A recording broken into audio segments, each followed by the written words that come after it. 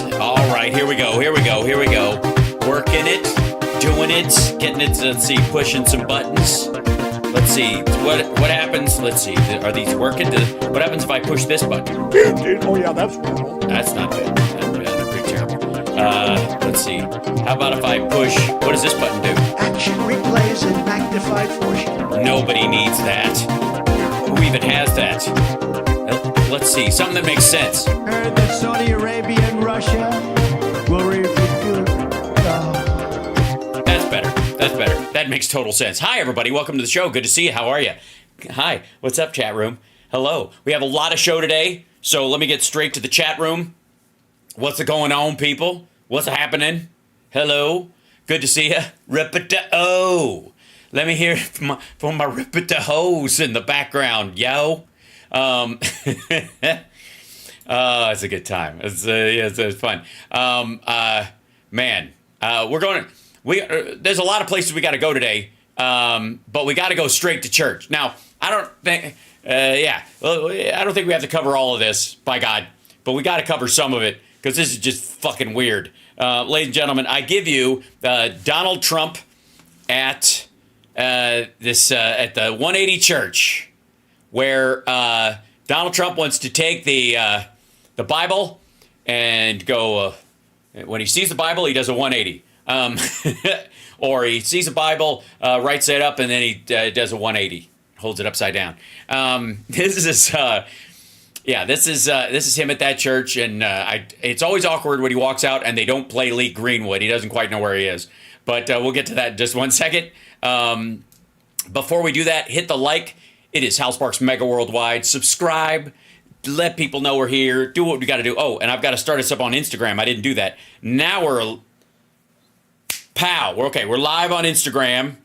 It's a good time. All right. Should be all right, I think.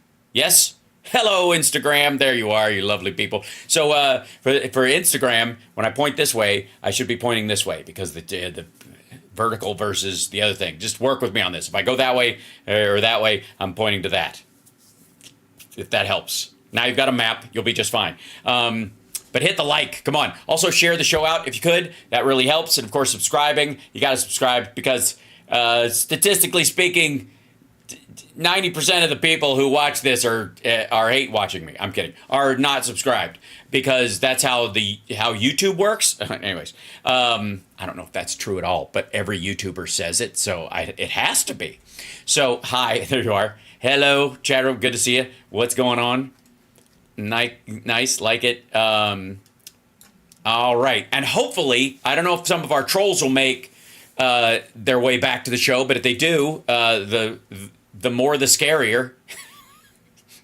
Boy, they were really swinging for the fences today, weren't they? In the morning show. Ooh, maybe if I type in all caps, it'll make them upset at what I'm saying. Not really. It's not really bugging us at all, but it should be. I used exclamation points. This is just it's a punctuation. It can be like read too much. Sorry, too much caffeine. Was that what you blame that or your response? Okay.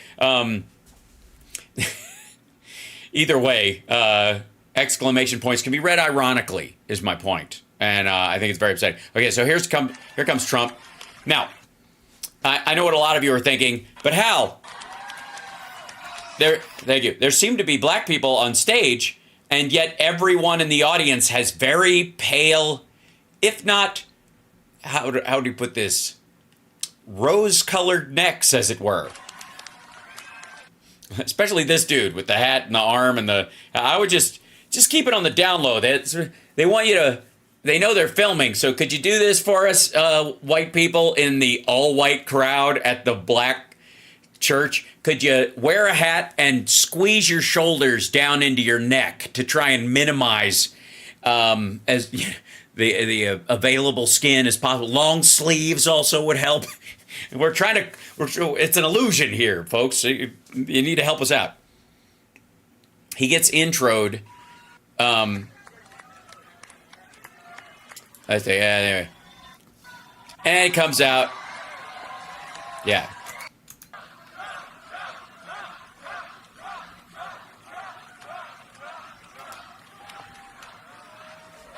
Honestly, I can't be the only person who wishes he'd just come out and done sexual chocolate right off the top. Just full on Eddie Murphy character from Coming to America. Nice welcome. Thank you. Thank you very much. And you're sitting at a panel table at a black church. I gotta say, now, I've noted that my experience of black churches is limited to the ones I've been in and I've seen, which is probably, I don't know, 98% the same volume as any Republican not running for president. This is 180 Church in Detroit, Michigan. It is marketed as, in terms of this event, a black church. It is not. He's not during a church service. Was it a Wednesday or something? But it's literally all the audience is just like his traveling crowd, and the place seats less than 300. There's no fucking way. It's a regular sized church. There's not even 1,000. This isn't even a mega church. It's a lovely little church, clearly with a decent amount of music. He brought his flags in, obviously, to decorate the place, so he could sell Bibles, I suppose. But the only black people that you can see in the church are on either side of the stage, basically, literally preaching next to the choir, I suppose. And then the rest of the people in the audience, all like 95% are white, and there's like 8 or 10 black people tops. And they may even work there. It's really weird. It's so weird. It's so... Right? Yeah. You've seen that church. It's not black, it's red brick. That is really something. I knew I should be here. You know, I knew it. I was told be here, and I said... I was told be here. Now, if Joe Biden said anything like, I was told to be here, the right wing would go nuts for a month. Yeah, let's understand. I don't think we need to do the whole if this was Obama kind of thing with Biden. But clearly, yeah, great sounds coming out of a cell phone. This is the quality. This is the video put out by the Trump campaign. It's fabulous. And for the record, if Biden said, I was told to be here, they would be like, he's being controlled. Like, I'm sure there are some, like, fearful maggots that are like, oh, no, the rhinos have gotten a hold of him, right? And I think it's the right place to be. Because we did a lot of jobs and a lot of opportunity zones, which was great with Tim Scott. He was really hard at work. What? Sorry, he was what? Hold on. Wait, what? He was really, I mean, I understand being excited about the opportunity, but... With Tim Scott, he was really hard at work always. Tim always... He was really hard at work always. Like, he was always hard at work, but that's how the sentence goes. I just wouldn't pause after always hard. I think it gets louder, by the way, after time, but this is the audio that came with it. I have it as boosted as I can without frying things. Well, wait a second. If it gets, I think when they move in on him, they go from the room mic to the actual mic on the table, and it maybe gets better. South Carolina Senator. It sounds like he's literally phoning it in, though. And he came in with the opportunity zone concept, and I think it was the best economic development ever done for the black community and beyond. So it was enterprise zones with a different name. What the fuck are you talking about? It wasn't even new. But I'm honored to be in Detroit at the 1-8. Let me read where I am, where the ever loving shit am I? But I'm honored to be in Detroit at the 180 Church. 180. Just met your pastor, your great pastor, 180 is a weird name. It's a number, not so much a name. It probably works for you. I don't know what it means. 180. Just met your pastor because I have a true connection. Oh, he's not doing a teleprompter. He's reading notes off a paper in front of him. For hosting us. I want to thank Lorenzo for hosting us and for all the work he's done to serve the people of this community. I hear he's phenomenal. Where is Lorenzo? Where is Lorenzo? Yeah, he's at the table with you. Where is he? He's got a placard. All the people that are at the table, you work that out beforehand. That's the... He's right there. What a good job you've done, Lorenzo. I just met your pastor. Where is he? I don't remember what he looks like. There's only a few people up here. Where is he? Be my pastor any day. I need it, too. I need it. Thank you, Lorenzo. Yeah, you do. You need Jesus, you motherfucker. Also, we have a great group of patriots. As you know, Byron Donalds is an incredible guy. We got a limited number of black people that I can stand being around. Basically, Tim Scott couldn't be here. So we got Ben Carson and Byron. That's it. I don't know what... It's luckily it's easy though because I only have to memorize 3 names, and I don't even have to memorize what they look like because seldom is more than one of them in the room with me at a time. And I notice he happens to be on the list of potential vice presidents. Would anybody like to see him as a vice president? I notice your name is very high on the list. That's good. You should. What? It's your list. What do you mean you noticed it? Be on the list too. Congressman John James, my friend. He is something special. What kind of a something? Yeah, 180. That's because that's how many seats are in. 180. We named it 180 because it holds. Because the fire department shows up if we have 185 in here. Thank you, John, very much. Great job. Great job. You were in charge of the sound today. Fabulous. Absolutely. We're using microphones from busted Nokia flip phones from 1998. You're doing too, by the way, and I heard you have no trouble. You're going to just breeze right through it, and you should, because you've done a fantastic job. Former secretary and my really good friend for a long time, Ben Carson, Dr. Ben Carson.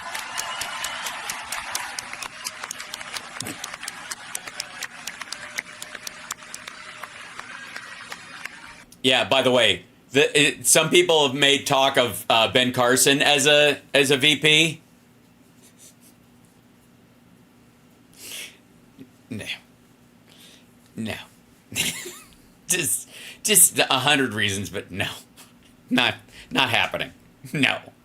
There's a man. He worked very hard. No scandal. No. Everybody that had this scandal. There was no scandal with. No, there isn't. What are you talking about? And 4 years, it was perfect. He did a great job. Yeah, he did a fantastic job of barely doing the job. And we love Ben, special person, and Candy, the whole family. Thank you, Ben, for being here. Appreciate it. A man who has the mojo. He's going to be a very great senator and taking off like a rocket. He's leading in all the polls. He's going to be something very, very special. Very special. Apparently, that's something very special. An evening at 180 Church with Donald Trump. What phrase was it that got locked into his gelatinous circus peanut of a brain that he couldn't let go of? Apparently, it's something very special. Mike Rogers. Mike, thank you very much. Thank you, Mike, for having a name that's easy to pronounce. And Mrs. Rogers, thank you for being here. So nice That would make him Mr. Rogers, I suppose. to meet you. Yeah, that was an easy endorsement for me. That was a real easy one, but he's got what it takes. And he'll be one of the most formidable senators. And He will be one of the most formidable. Yeah, I think that's true. I think there's a lot of formidable. he's got what it takes. And he'll be one of the most formidable senators. Yeah.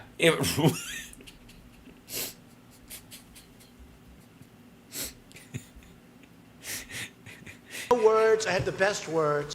I know words, I have the best words. How's it pronounced again? Real quick. But he's got what it takes, and he'll be one of the most formidable senators. I know words. I have the best words. Okay. And I think he's going to do a phenomenal job bringing money back to your district, bringing jobs back to your district. He's a big believer in that. Most politicians don't want to bring money and jobs to their district. He's a real maverick. A person who's endorsed us and who's been Sorry, one more time. in that. A person who's jobs back to your district, he's going to do a phenomenal, and he'll be one of the most formidable senators. And Sorry. Had to do I it. think he's going to do a phenomenal job bringing money back to your district, bringing Oh, yeah. jobs back to your district. He's a big believer in that. A person who's endorsed us and who's been fantastic. He's run for office. He could have won for a lot of offices if he wanted, but he loved being a police chief. It's James Craig. Where is James? James Any relation to Larry? Craig. He's in the men's room. He'll be right out. Wonderful guy. Thank you for the Very formidable guy. support, James. I really do appreciate it. Michigan, Sorry, real quick. You what? thank you for the support, James. I really do appreciate it. I really do. I really do. All right. And Michigan GOP chair, a friend of mine also, an incredible politician at the time, and he left. He didn't lose. He left after a while. He won Yeah, he didn't. You can't fire me. I quit. a bunch of big things, including being an ambassador. He didn't lose. He left like a loser. He's the one guy I wanted to head up the GOP here because we think we're going to win this state. We're leading right now by a lot, and we think we're going to win it. Extra. Thank you. Thank you, Pete. He's a quitter, not a loser. Hoekstra 2024. So it's an honor to be here. It's in a very important area for us. Area. All right, I gotta say, before we even get into this shit, I feel like the cringe needle is going to be really teetering near pegging.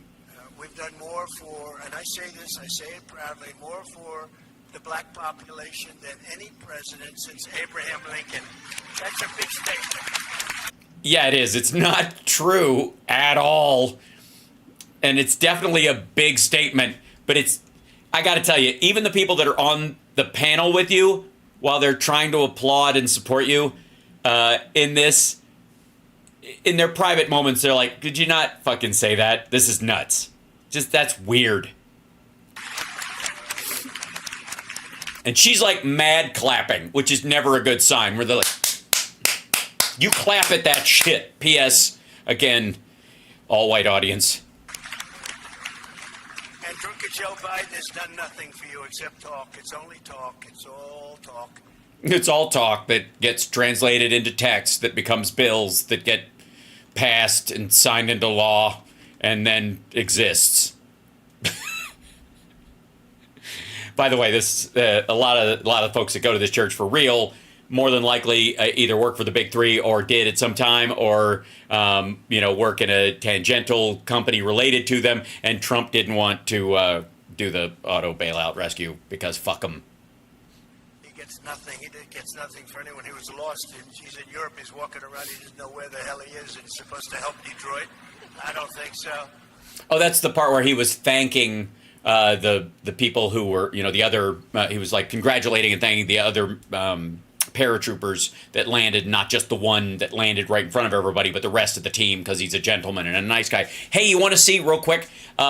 Literally the laziest, worst clip of someone trying to, make a. Where is it? Here you go. Yeah. Here's this is officially the dumbest, laziest take. Now there's a lot of running for this. Obviously, Glenn Beck, a close second. There's Pat Gray and the rest of these dipshits. The Blaze, a couple of Daily Wire people, a lot of honorable mentions out here. But you'll see why I think this is the laziest one. We'll jump in because it's not long. This is Hey, come see me do yeah. stand-up in Ontario, California, Las Vegas, and Davenport, Iowa. Go to jimmydore.com for a link for tickets. So I don't know if you saw this, but here Joe Biden is that Yeah, here it is. And by the way, real quick, this is not going to take long because he fucks up so early. Jimmy is a master at lazy shit takes over nothing to try and prove a point he's not even sure he has. Sorry, it's loud. Beg your pardon. Here you go. This is because watch, he inadvertently plays the whole video, which clearly shows the other people, like the other paratroopers. at the G7 summit, and jeez. they had a parachute Okay, so there's the main guy. guy come in. Oh, jeez. Listen to that real quick. Again, I just want to show you this is the absolute laziness. They had Jimmy's seen this whole video. Jimmy had put this video in his own, little Chiron thing that he does, however he puts it in. They had a paratrooper come in, a guy. They had a parachute guy come in. Oh, A parachute guy come in. All right, again, watch the video. jeez. And Joe Biden is distracted, I think, by a squirrel. Yes, and this is the squirrel moment that he's talking about. Let's watch. You want to see Yeah, let's watch. There's a parachute Joe guy. Biden? I think he's distracted by a squirrel. That's the last guy in. He's got the G7 flag attached to him. See the other guys on the ground there? The gathering their parachutes who landed already? Right. See them? You can clearly see them. This isn't even where the other, like Fox at least cut the video and tightened it to hide those guys so it's not abundantly clear that Biden is signaling to those guys. He watches that guy. He's gathering his shit. And then he's looking at all the other guys that landed. And watch Jimmy watch it. I guess he's watching on a monitor down here or whatever. Oh, jeez. And how she's going, oh geez, that's it's his old lady, or she's his old man, however. And he just starts walking. He just starts wandering off to congratulate the other paratroopers. He's like, oh, hey, that. Okay, and this is the part where he reads jokes that Kurt wrote for him with his like flaccid pen. He's kind of like, I'm trying to get hard about these jokes, but I just can't. Give me a minute. Level jokes. Yeah. Cloud looks like a pony. He's not looking up. That only works if he's looking up. Just saying. Cloud looks like a pony. I get Cloud reference would be good, except it's completely overcast and he's not. Yeah. There you go. No, Mr. President. And then they have to go get him. And they're like, hey, everybody, let's go get him. Come on, let's go get him. Go get him, Mr. President. Mr. Oh, look President. at this. Look at the guy that landed. Look over here. There's a guy. Did you hear what she said? Look at the guy that landed. So both Jimmy and his co-host or hosts, I don't know if Kurt's there at all, after watching that video, do not know that there were other paratroopers that landed at all, much less that that's who Biden was talking to. She literally just watched that video that we all just watched and doesn't know those other people were involved. Like, your eyes are viewing people gathering chutes. You know there's longer footage of it you could check. Doesn't matter. They're just taking this and running. I guess maybe he's blocking the screen. That landed. Oh, no sudden movements. Makes me shit. Look at him. Huh? What happened? Huh? It's like can of corn. Baby's born? Yeah, I don't know what that part is. Like, he's not deaf. That wasn't the argument people have been making. Yeah. Pants are torn. It's literally loud out there. So that is actually, I think, a joke about Reagan walking towards Air Force Two, the helicopter. Reused. He always keeps his hands like completely like a mental patient. You ever see like movies where they're in mental and they just walk like zombies? He has Yeah, it's exactly like that. zombie hands. Here, whatever you do, though, Jimmy, don't play the video again where it becomes even more abundantly clear that you're talking out of your ass. Yeah. I used to make fun of Donald Trump, call him Donnie Tiny He wouldn't do that, right? Hands, but it's zombie hands. Wow. That's the entirety of the bit. Now play the video again just to show your entire audience what an idiot you are. Wow. Never been more sharper focused. You want to watch that again? Yeah. Yes, I do. Very good. So here it comes. Oh, watching the guy. The guy. See the other paratroopers there? Dimwit? I don't know what the woman on his show's name is. I do know that I guess he doesn't care that she looks like an idiot too. That guy comes down. That guy comes down. Hey, And the notice how there are flags from some of the countries back here because all of the G7 countries had their own paratrooper who was pulling a flag behind them. So all the countries were landing there. And the news, like I said earlier, is not that Biden goes to thank these other guys and people think he's wandering off. It's that the other world leaders, the G6, don't give a rat fuck about the other paratroopers, just the guy that landed right in front of them holding the big G7 flag, and the rest of them just kind of blow off, even the guys from their own country.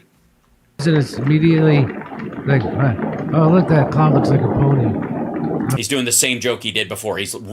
Jimmy's literally doing the same pony flag joke that he did, as if he doesn't remember he already did it. But please tell me how Biden's on a hard fade. Oh, is that a squirrel? What's that squirrel? Say his same joke twice. There's a squirrel! Squirrel! Squirrel! Squirrel! They're all like, hey, can someone fucking...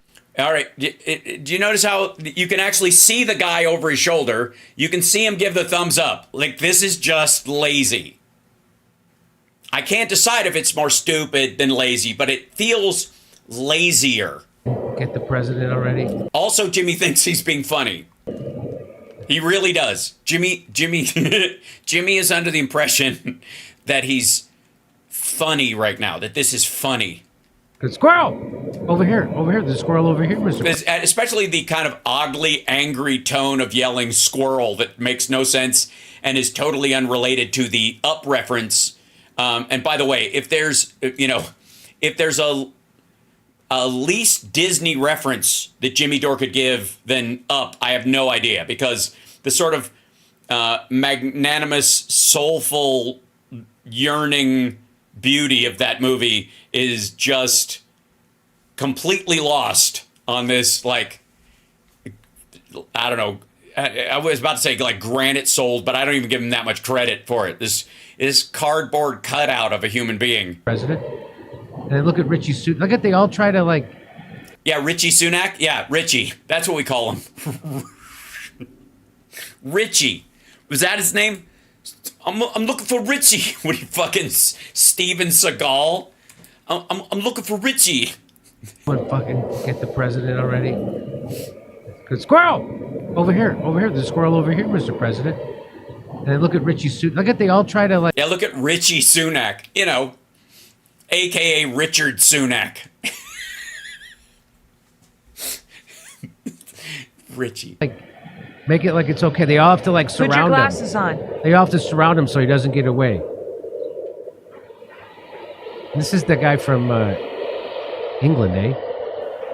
Yeah, that's the guy from England. Yeah, and isn't that Macron, the other guy? That's Macron, yeah. Uh-huh. It's the leaders of the G7. That's why they're gathered. That's what it was on the flag. It looked like Macron told that woman to go get him. Yes, it did look like it. You want? Let's look. And he plays it again. Is this just? This is just Jimmy not knowing that he's dunking on himself. Hey, asshole! We can all see the other paratroopers that Biden was speaking to, while the other world leaders ignored them. And I gotta say, other right-wing sites, you know, different than this kind of like faux-aggressive right-wing, which is what Jimmy is. He's a hardcore Trumper now. That I don't even know that there's any pretense anymore. But even the other right-wing sites at least cut off this part of it so you don't see the other guys there. First of all, good landing. Almost hit the thing. He almost hit the thing, did he? It's the word. I suppose the word is target in this case, but thing will work. She's on the completely other side Look at Biden. of all the people. There's- Oh, and that's Trudeau in the back. And look, they're all looking at those folks, but none of them say anything. Yeah. They just Oh, turn. yeah, it is. Squirrel! And then she knows she's got to go get him. I wonder who that woman is. And then, She knows she's got to go get him. and then Go he get him. And then he tells her. Macron's like, go get him. Yeah. Go get him. She wants to be by him in the picture. That's why. She wants to be next to him in the picture. That's the point. Oh, Go look get at him. it. Oh, look. Again, like, see what I mean? Just the fucking laziest, weakest fucking take, which is, I suppose, chat room, by the way, hit that like, give a thumbs up, support the show, etc., etc., etc. Laziest next to this one, who is two-finger reading on a piece of paper in front of him. Hi, where are you from? What do you do for a living? But we achieved the lowest African American unemployment rate and the lowest African American poverty rate ever recorded. Ever recorded. Up to that point. It's lower now. Just for the record. My 4 years. And never, and during his time, never narrowed between the average, which, for everybody in the country, and never tightened that as it has in since Biden came in. Yeah. We lifted 6.6 million people out of poverty. And put 12 of them back in. Black Americans saw their largest increase in home ownership on record. There's never been anything like it. This is during our period of time. During our period of time. We gave record funding to historically black colleges and universities. You all know. Because it's not my money and I'll buy leverage anywhere I can find it. Also, if I give it to them all up front, I don't have to see them every year and take pictures with them. Phew. That I got great support, and I will just tell you a quick story. Oh, dear God. The heads of the colleges would come to Washington once every year, and after 2 years, I said, "Why do you guys keep coming?"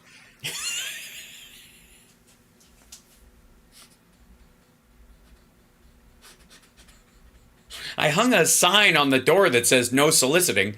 Why are you here? After 2 years, I said, why do you guys keep coming?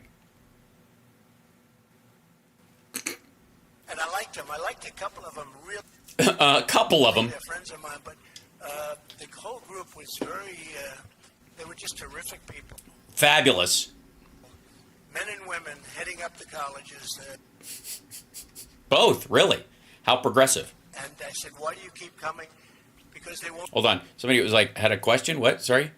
A question. What do you think Trump policies will be regarding Ukraine and Israel? He will let Israel carpet bomb Gaza to their heart's content, and he will allow Russia to continue to seize territory in Ukraine by undercutting support for Ukraine. That's what he'll do.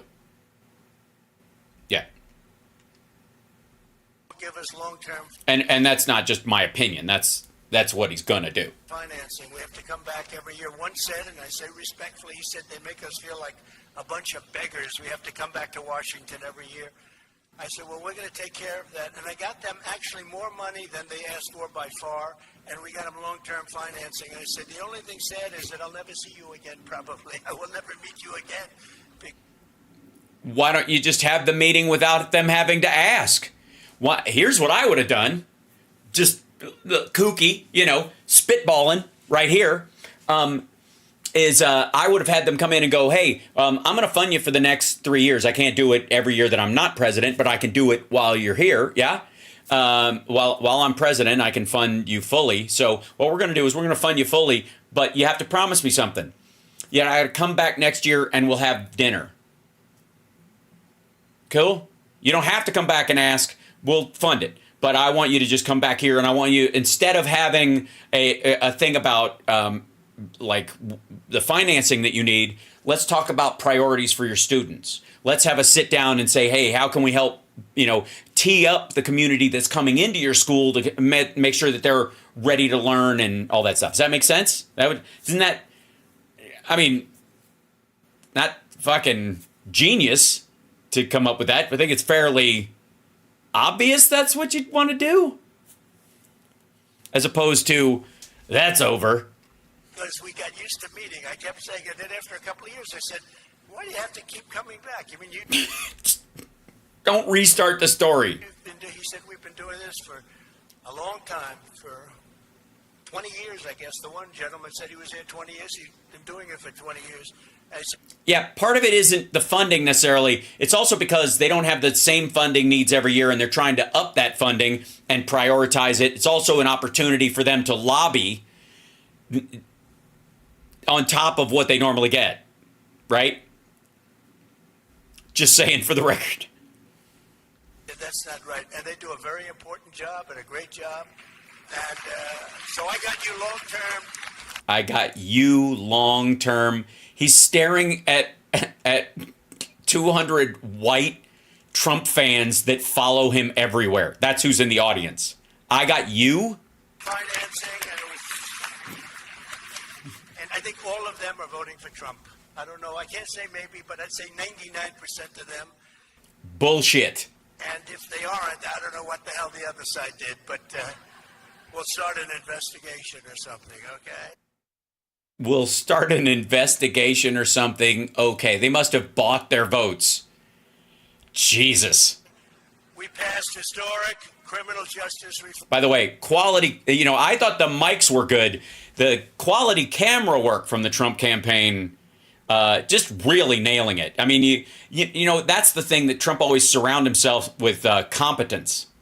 Something that they've been after, people have been after for mostly the black community for years and years, and to get it done. What's sundowning? Sundowning is a stage in dementia that occurs, and there's a good, strong argument that Trump is going through this, that some older people who suffer from early stages of dementia are sort of fine in the middle of the day and fairly clear, and then literally at night, when the sun goes down, as the day gets, longer, and as night comes around, they get worse. They fall off a cliff. Their memory, their recall, their ability to form sentences, their vocabulary, their pronunciation, certainly, all falls off a cliff.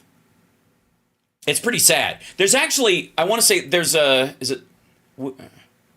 a Law and Order Criminal Intent episode about a guy who wants to leave his company to his son so that he can pass it to his grandson who's just being born, to the guy's wife. But the guy has to be stable before they do it, and he's basically keeping his dementia out of the tabloids and stuff. Yeah, the Sundown, the Sundown episode. Anyways, but the guy, it's really drastic. And they have this thing where they put him in a jail cell, his son, because he's accused of murder, and he couldn't have possibly done it because he's not even aware of where he is after a certain point, and the murder was committed at night, blah, blah, blah. But the point is as the day wanes on, the guy starts to forget, and his medicine doesn't work, and it makes the dad freak out, and then he admits that it was the dad, it was something they arranged, but I don't want to blow it for you. It's a cool episode, but it's about that particular version or stage of dementia. They needed me, and as you know, President Obama tried. Biden doesn't even try. Well, he doesn't have to because we got it done, but we're going to get it improved.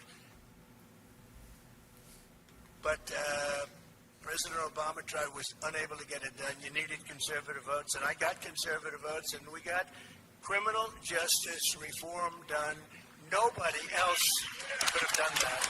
Oh, yeah. By the way, this is the only place you will see him selling criminal justice reform. For two reasons. One, the rest of the Republican Party fucking hates it. They really do. They think this is one of the things the rhinos forced him to do, and Kim Kardashian hypnotized him with her tits, and that's why he did it. That's really that's what MAGA thinks about criminal justice reform. They fucking hate it. Secondly, it's downright embarrassing that when he thinks about black people, the only thing he can think of is unemployment and crime. That's who they are to him. And we're very proud of it. When I left office, we had no inflation. Wait, hold on. What did he say? We're going to get it improved. but President Obama was unable to get it done. You needed conservative votes, and I got conservative votes, and we got criminal justice reform done. Nobody else could have done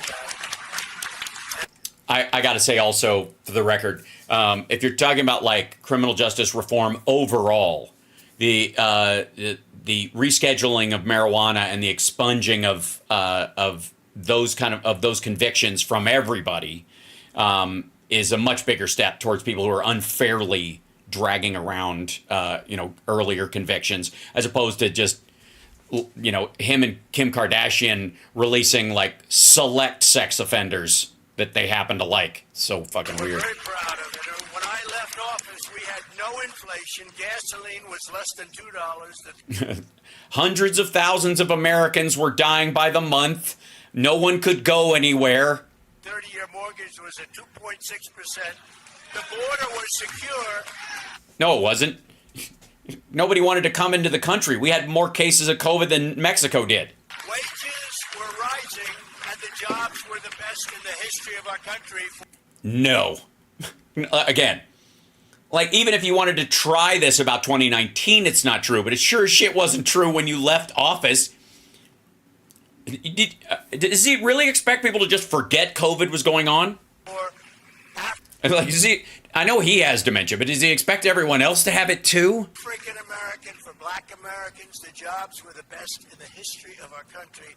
Other No, they aren't. They are now. than that, what did I do? Not that much. Not that much. Now watch, the press will put that on. I didn't do that much because they're bad people. They're bad. That's why they're the fake news. You have the same problem that I do. You have the same problem. Who is he talking to?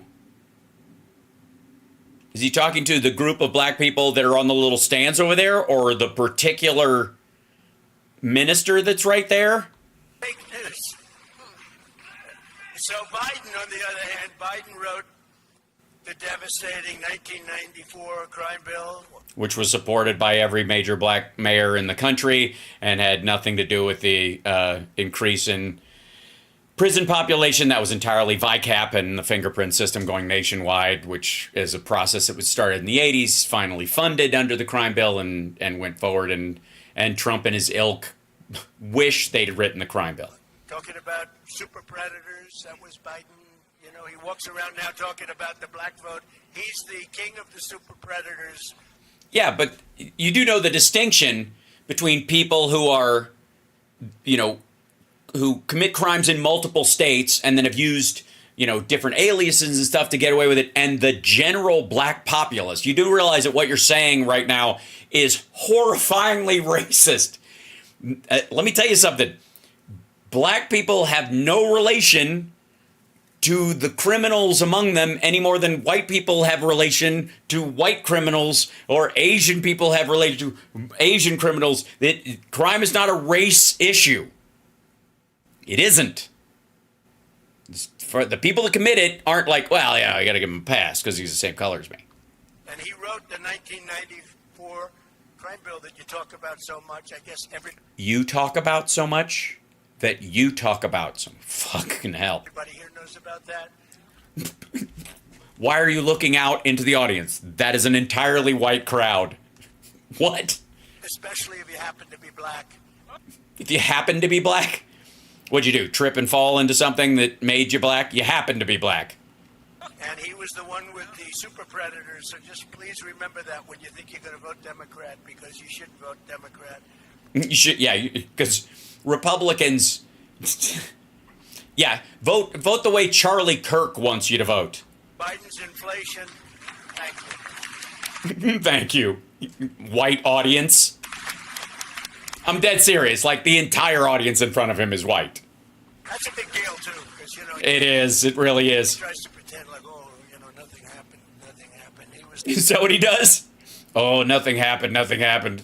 Oh, he just, the one. Biden's inflation has cost a typical American family $28,000. Millions of illegal aliens are pouring in. if you pretend COVID didn't happen, and if you pretend he didn't shit the bed and in his administrative duties during COVID. And they're taking your jobs. They are. They're totally taking your jobs because you know, obviously, and when I say you, I don't obviously mean the giant crowd of white people in front of me. I mean the imaginary black people that were supposed to be here for this fucking event. But I'm glad they're not. Don't get me wrong. But, you... Black community is being hurt more by the illegal aliens, 16, 17 million. They're taking your jobs. You were... Because you're the people who have jobs that don't require skill. You're the people who have the jobs that, people who don't even speak English could take. The generalized opinion of black Americans by Sir Orange a lot. You're down 6-7% from where you were just 3 years ago with me. And 6-7% of what? it's going much lower because millions and millions of people are coming into your communities. It's no longer every state is a border state. You've heard that. But well, technically, Michigan is. It's just Canada. they're coming into your community and they're taking your job. They're affecting the African Americans, and then after that, the Hispanic Americans more than any other group. And they're also affecting unions because unions are starting to lose their grip because of it. They've never seen it. We're being Dude, the last time you were in Detroit, you stood at a scab shop. inundated. Think of it. Millions of people are coming in. And then leaving and then coming back in and then leaving and coming back in and then leaving and coming back in. And you're counting those 5 crossings as 5 separate people. Sure. From prisons, from mental institutions. They're terrorists at level. So, black community, I would just like to say that your jobs are being taken by people that are fresh out of insane asylums. That's the kind of quality of work that can replace you. That's right. They're coming in here from insane asylums, and you have to compete with them for jobs. That we have never seen before. In 19, let's say 1 year, 2019, we had a survey done. Oh, this is the we had a survey done. No terrorists came into the country. How many terrorists were coming in? That was a Trump year, 2019. They said none. Now, I don't even believe that. I think that's too good. I wish the fake news wasn't fake then, but it was done by Border Patrol, etc. Why? Okay, again, how would the Border Patrol know if you're talking about gotaways? Let me show you something real quick, if I may. Can I? Pardon me. Point of order, Mr. Chairman. Let me see if this. And we go to here. And we go and go to this. Then we go to here. Then we go to immigration. Whoops. Go here. Now, this is, ladies and gentlemen, a right-wing organization. Let me see if I can bridge this out for you so you can see this. And let me go to Trends and News and make this a little bigger so we can show it. This is examples of serious crimes by illegal aliens. This is FAIR, the Federation for American Immigration Reform. This is one of the people that, one of the groups that sends Trump his marching orders. Right? Okay. So, obviously, they're going to jump on what happened under Biden in the last little bit. But let's just go back to when Trump was president. Here's 2019. And these are serious crimes committed by people who are here illegally during 2019. Just the ones they've kept track of. Sexual assaults, murder, and many of them, people who were deported in 2016, came back into the country, right? Okay. How do you know how many exactly crossed illegally? Exactly. That's the point. Especially if they're gotaways. All right. Let's just do a needle drop. Okay, that's a crashed car. There you go. Yeah, here you go. May 19th of 2019, Marco Cobos, an illegal alien from Mexico, repeatedly stabbed and killed Etta Nugent, a mother of 3 and a grandmother of 6, after forcing his way in her home in Houston, Texas. Cobos stole Nugent's car, $560 in cash, and 3 credit cards. Let's see, mid-April, 2 MS-13 gang members beat 14-year-old Ariana Funes Diaz with a baseball bat before stabbing her to death in Maryland. These are all during Trump. 13-year-old Mariana Perez Barraro was struck and killed by an illegal alien from Argentina while riding her bicycle to school in Kissimmee, Florida. Juan Francisco, an illegal alien from Guatemala, killed Debbie Burgess in a hit and run in Knoxville, Tennessee on April 8th. Francisco's criminal history includes a 2017 DUI conviction, a 2004 reckless driving charge, a 2002 theft charge. Despite a 2002 warrant stating illegal status, Francisco was never deported. As of this writing, Francisco is still being sought by the authorities. And this is in Florida. This is not like, we're not talking about, they always mention if it's a sanctuary city. They try to blame a lot of this on sanctuary city stuff. But you'll notice this is just Florida. He was released multiple times in Florida. And there, okay, yeah. So the point is, they don't give a shit. They've got the ones that happened under Biden, the last, two of them. They're like, Lake and Riley and one other there. They'll jump on those every second. They don't give a rat's ass about anybody that happened under Trump. There they are. There's a bunch of them. Just saying. Let's see. Let's give him the benefit of the doubt that he came in late in January of 2017. Well, shit. I'll give him like 6-7 months so that he can, policies. He can recognize the problem and go after. Okay.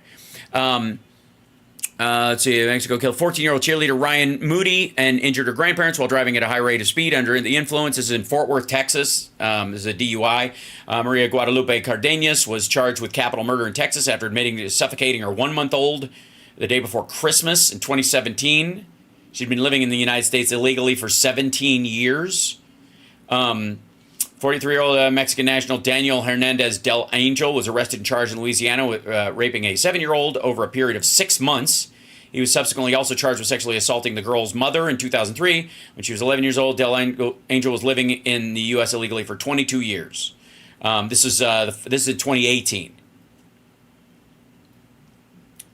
Still there. The ones that are in prison are still in prison. Some of them have been deported or were deported back in 2022 after their cases went through. Look at this big one. Two alien brothers, Pablo Rango Rubio and Juan Rango Rubio, along with another illegal alien, Eugenio Perez Bravo, were indicted in the U.S. District Court in Savannah, Georgia, for allegedly plotting to murder a whistleblower who exposed their scheme to hire and exploit illegal aliens. Investigation began in 2017, 2 days after the body of Eluid Montoya had been shot dead was found near his Garden City, Georgia home. Montoya was a Mexican-born naturalized U.S. citizen working with a tree service.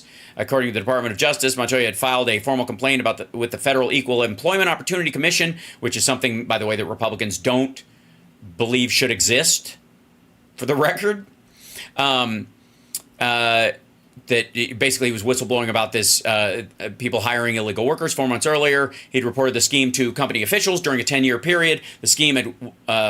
that the whistleblower had reported had netted the brothers approximately $3.5 million. There you go. So anyways, this is, the point is that they will go over a couple of these cases anecdotally and act as if, A, this is new, and B, they did anything special about it. And they said no terrorists. This is the fairus.org, fairus.org.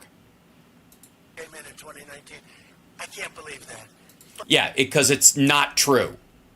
But as soon as they took over, they have thousands of terrorists coming into our country. No. Since Biden took over, they have focused on people who are coming in who are either from terrorist countries or have a link to them, or they're on the special lookout. Whereas Trump was like, everybody who comes here is equally illegal. Screw them. Whatever they're here for. The Biden administration has gone, let's focus on the actual criminals. And by the way, on his last day in office, well, here, I'll show you. Let's see. Trump, last day, immigration. There you go. Yeah.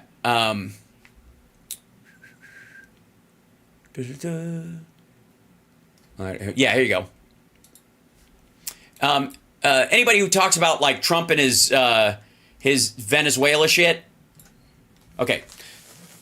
Trump put last day in office put a moratorium on removing Venezuelans who are here illegally for 2 years, right? 18 months. And then they get once the process starts again, it takes 6 months to adjudicate any of them. He gave them a reprieve. Most of them that were here under that reprieve are still here, including people who he says have committed crimes and are horrible, horrible people. But the Venezuela shift was his, just for the record. So if you see anybody who they're like, this Venezuelan did this awful thing, Trump gave him a 2-year pass right out of the gate. Just saying. Yeah. And by the way, I know we have some maggots in the chat room or whatever. If you dispute that he gave that break to the Venezuelan immigrants who were here illegally, as you would say, then explain why he did it. If you dispute that he did it, then take it up with him. But it's not a matter of, it's a matter of record. He did that. It was his last day in office. Why would he do that?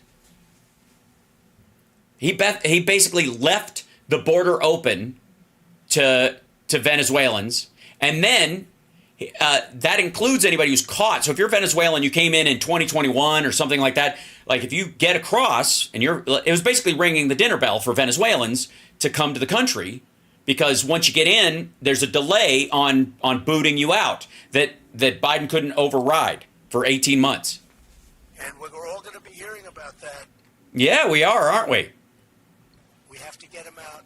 One of the first things we're doing is we're getting them out, right? Also, no.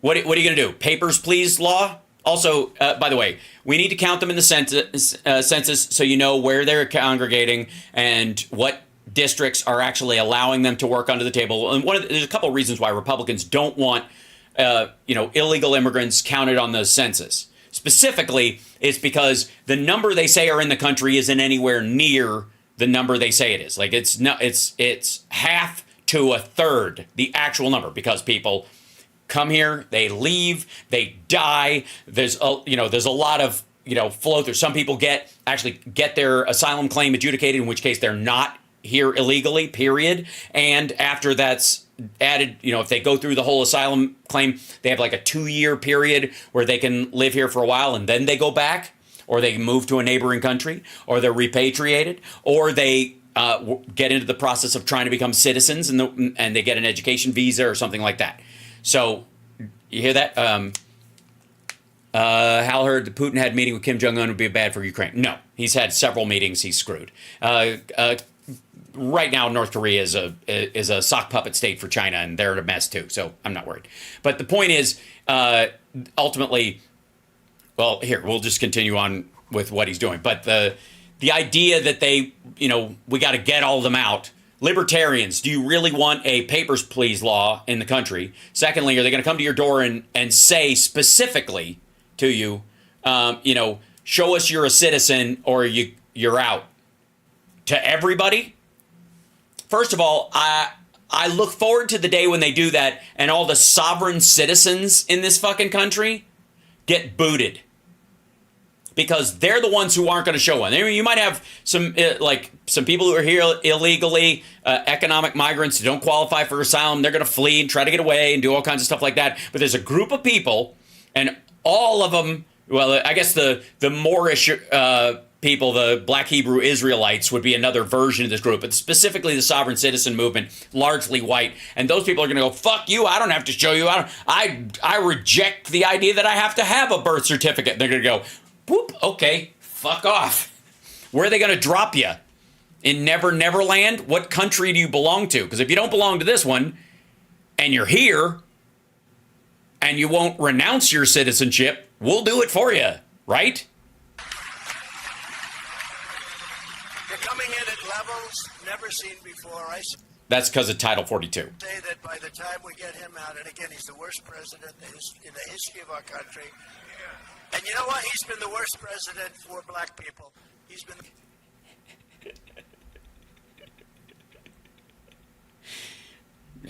the worst president for Hispanic people. There's never been anybody so bad. And remember, never. I mean, the infrastructure bill, pretty fucking good, and the rescue plan getting passed, or whatever. And removing the lead pipes, obviously. Rural broadband's all right, obviously, and the improvements in airports nationwide has been pretty rock solid, and And of course, actually getting out of Afghanistan instead of just bullshitting about it for 2 decades. Yeah, that's all right, I guess. Remember what I said about the crime bill? Under Biden, real wages for African-American workers are down 6%.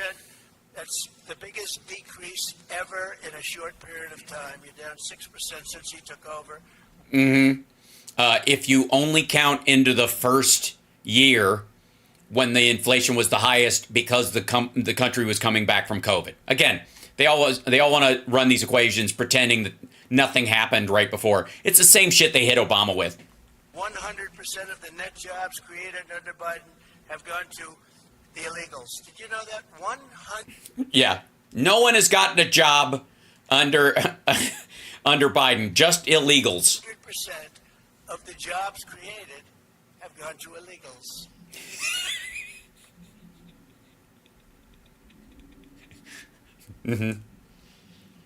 Yeah. Right. And then you're supposed to vote for this guy. And Yeah, this is, it's just ridiculous. It's, yeah. Hold on. Hold on. Hello, bullshit. Yeah, that's what we traditionally call bullshit. It's just bullshit. And it's such, I guess, it's almost like a one idea gish gallop. Right? It's such massive bullshit that it's almost like you just kind of blow it off. Right? You just kind of go, why do I even address that? It's just fucking nuts. Right? I'll put this out of the way. There you go. he doesn't know the difference. You're not talking about him. You're talking about people that control him. Oh, by the way, Biden's to blame for everything, but he's not in control of anything. He's also a world-class criminal who's a doddering idiot who can't find himself off the stage. I know what you're thinking. Hal, how can those two things be true at the same time? Well, obviously you don't have Trump brain. Fascists, communists, people that want to see our country destroyed. So I'm going to quickly rebuild the greatest economy in history. We had the greatest economy in history. We're going to No, we did not. stop inflation. By the way, there's no we're going to stop inflation. If you just, again, talking about interest rates as if you would just push them back to what they were under you immediately, ignoring the fact that we went through COVID, ignoring the fact that a lot of what we're dealing with has nothing to do with interest rates and its supply shock and all the like adult shit that goes into making decisions about the economy. This motherfucker would land the plane by just pointing the stick forward as hard as he can. Just fucking, okay, we're going to go in for a landing. Gunk. That's it. He's just going to, he would just crash the economy. I remember, even if you were making the same thing as you made, you were losing a fortune because with food prices and with all of the prices of interest rates, which went so high, and you can't get money. But Yes. The food here is so terrible. I know, in such small portions. with interest rates, housing costs, rent costs, all of the different costs, you're talking about the No, if you take out rent and you take out auto insurance, we have 0.03% overall inflation. 30, 40, and even 50%, depending on what items you want to use. And people were making, if you're making the same amount of money, even if you made more, you're way behind the eight ball. And people that actually, somebody said, gee, I've been Don't say. treated nicely, I got wage increases, but I'm losing a fortune compared to when Trump was running things. We had almost no inflation, and they had inflation of a number, the real number, if you really get into the real number. Yeah, really, the really real number. Is probably 40 or 50% when you add things up. When you If you add all the things up, including the things you don't like yacht prices. you don't just put in the numbers that they want to hear. Look at just the cost of energy. I'm going to save. Just the cost of energy. Oh, you mean gas is more expensive when people use it? The auto industry. Instead, we're going to be building all cars, not just electric cars. It's ridiculous. They don't go far. And they're fine. Some people might want them. And we're going to rebuild Detroit. We're going to get the car companies. Under Biden, you're not going to have any more car business. And whoever. No, yeah, nobody's buying American cars under Biden. They just don't. Nobody, I know what you're thinking, but Hal, if you try to buy one, they're out. They're out of stock on everything. You have to wait a while. That's just because they don't want to, because Biden won't let them, because there's too many regulations. And when you turn on the air conditioner, it just spits out a little cold air, and it's terrible. Sean Fain is, he's the head of the union. I can tell you the United Auto Workers are voting for Trump. This guy went along with this ridiculous concept of switching over to all electric cars. They're all going to be made in China. They're very expensive. And they don't go far. Okay, no, they're not. No, they aren't. And no, they don't. They don't go far. They don't go far. So I honestly wish someone would just say, what do you think the average range is on a modern electric car? Because the average is like 220 miles right now. And that's including like the old ones that were, like from, I think he thinks they still have the same range that they had in like the fucking 90s. We're going to end that on day one. We're going to end that mandate. And if you want an electric car, you'll absolutely get it. But you'll get gasoline and you'll get hybrids. You'll get whatever it is. And we'll make sure that it's done. Yeah, but then are you going to continue to subsidize oil companies in the process? Because that's what we do. It costs us. The reason why gas cars are cheaper to operate than electric cars is because the entire process is subsidized by the taxpayer. Whether you drive or not, you pay everybody else's gas bill, probably a fifth of it, depending on the state you live in. Sometimes as high as a quarter of it. We're going to seal the border and we're going to stop the invasion of your jobs and the invasion of our country. It's an invasion of your jobs. Is it an invasion? Invasion of your jobs. Because you people have the kind of jobs that can be taken by a crazy person who doesn't speak English. A gibbering, habitual masturbator who screams and shits himself and stuff. He can do what you do. Good Lord. They're taking away your jobs when they pour in. And it makes sense. I mean, it makes sense. Why? Why would it make sense? They're taking away your jobs. Why? Say it. Say why you think it makes sense. You think it makes sense because you think black people are only capable of doing jobs that an insane person who doesn't speak English could take away from them. We'll bring back public safety and defend our communities for law-abiding American citizens. We need, look, the crime is most rampant right here. Oh, this motherfucker. What we need is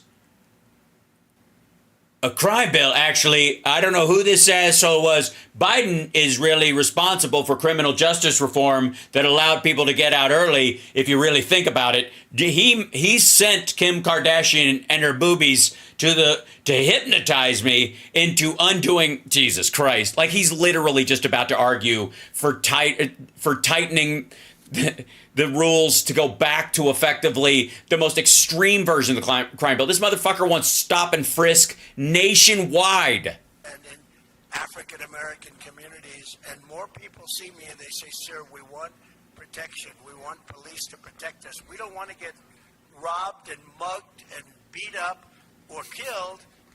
Really? Does anybody ever come up to you and say the opposite? Hey, where's the good beat up and killed spot in town? Can I Uber there? They probably don't go. Yeah, probably don't. Can I walk there? Is it walking distance? Because we want to walk across the street to buy a loaf of bread. That's right. That's the thing about criminals in this country. They're targeting bread winners. Well, not winners, but getters, bread getters. Hey man. Is that whole wheat? Uh-huh. Pow, pow. He's dead. Now beat him up. What the fuck? They want it so badly. The fake news doesn't talk about it. But the black population wants law enforcement more than any other population. So I think it's an important thing to say. Big applause from the white congregation at the black church. And I'll keep the radical left-wing gender ideology away from our youth. Gender ideology. Big. It doesn't sound. We need a better, more branded word on that. But I understand that the blacks don't like gay people that much, so we can probably put our thumb on that wound What do you think? Think that'll help us out?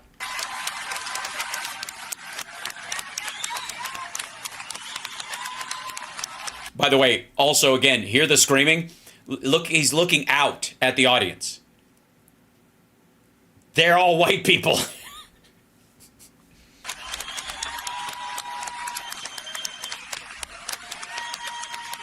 Wow.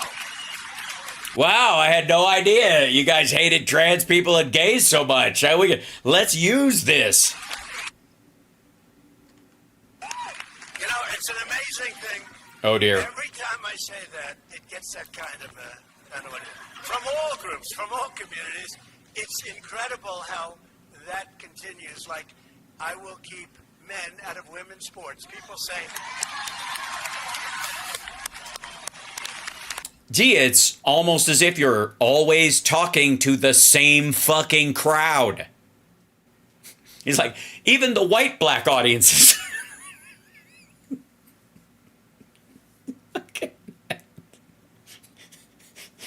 You know, it doesn't matter who's right in front of me. I'm in a black church with a white crowd, and you're like, even the white black people don't like it.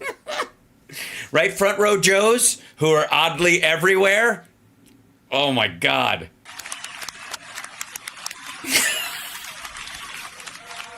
that's another thing. It is another thing, isn't it? Well, just to step it up, Oh God. we will close the borders. They will be closed tight like they were, and only people will come into our country. They have to come in legally. They have Asylum is a legal reason to enter. to come in. And you could tighten the asylum rules if you pass the border bill, but you won't. So they're all, yeah. Trump doesn't see color.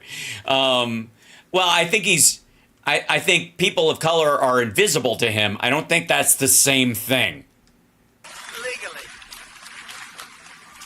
And will also support, which is very important for your community, universal school choice. It's so important. So with all Again, talking to an all-white crowd in Michigan in a black church. of that,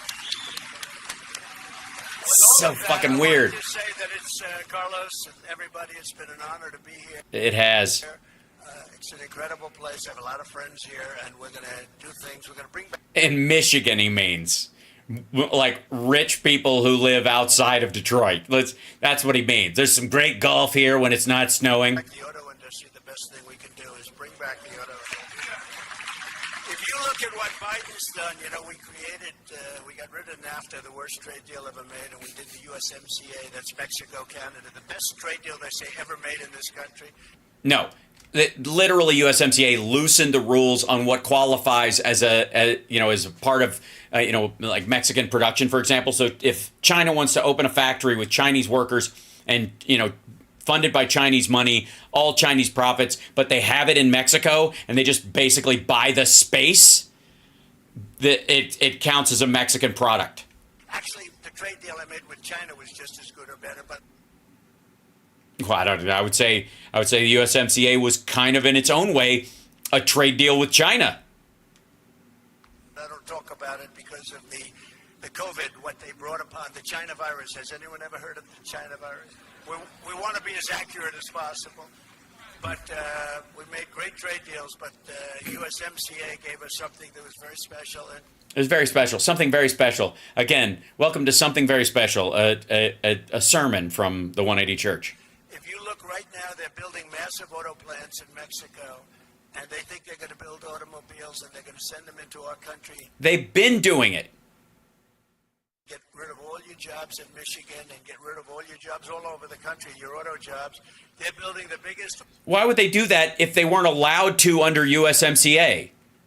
The Biden administration who's put limits on that. Hold on. Wait. Let's see. Biden, country of origin. Let's see. Mexico, China, cars. That should bring it up. Here we go.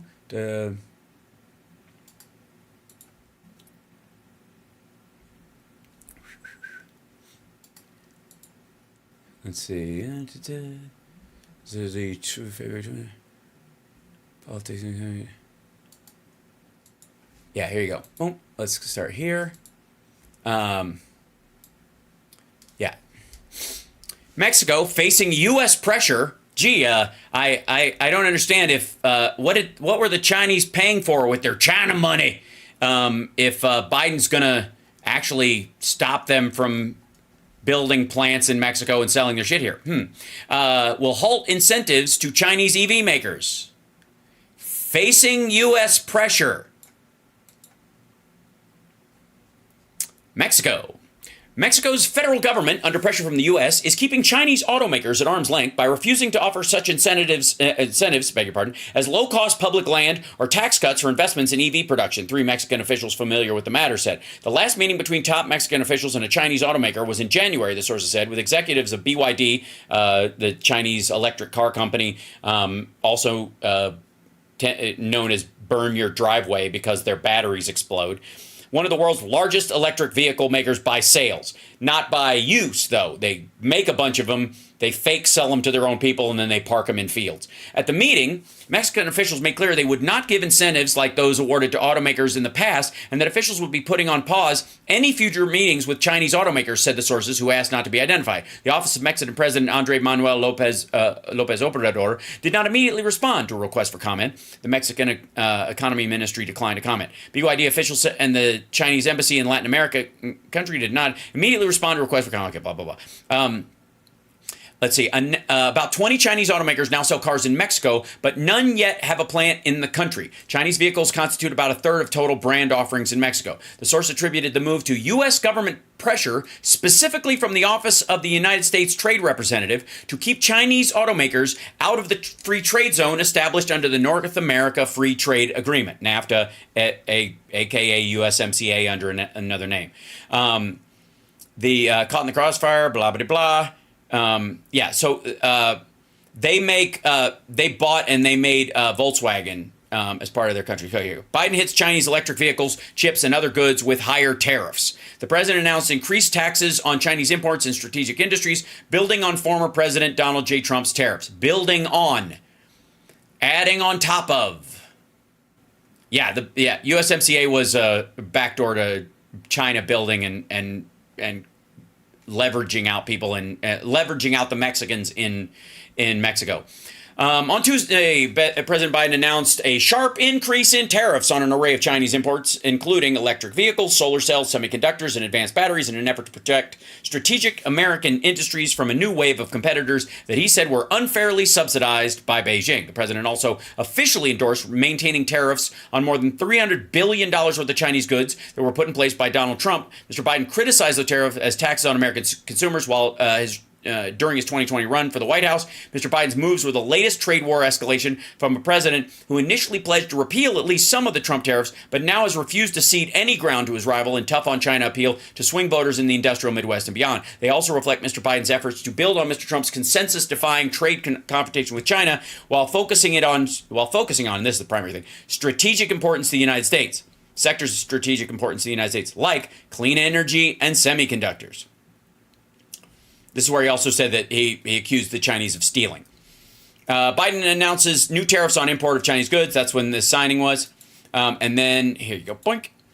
The politics and economics behind Biden's China car espionage probe. So the other thing that came in was vowing to do the right thing by U.S. autoworkers. Biden launched an investigation this week into whether Chinese-made vehicles could be used to spy on Americans, a far-off threat given the few such cars on the roads now. But that's the point, is that you stop them before it's too late. White House announced the probe Thursday, citing national security risks about connected cars, creating new avenues for espionage and sabotage. Biden is campaigning for re-election. U.S. automakers have voiced fear bordering on panic about having to compete at home with Chinese electric EVs. An auto lobbying group recently said this could cause an extinction event. Chinese EV industry has surged past all others in recent years. Yeah, but they just build them and leave them in a fucking field. Point being is that Biden has obviously pushed back on all this shit. Auto plants anywhere in the world right now in Mexico, fairly close to the border. Nope. And let me tell you, those cars aren't coming into this country unless they pay a massive tariff, because we want those plants built in our country, not in that's already happening. that country.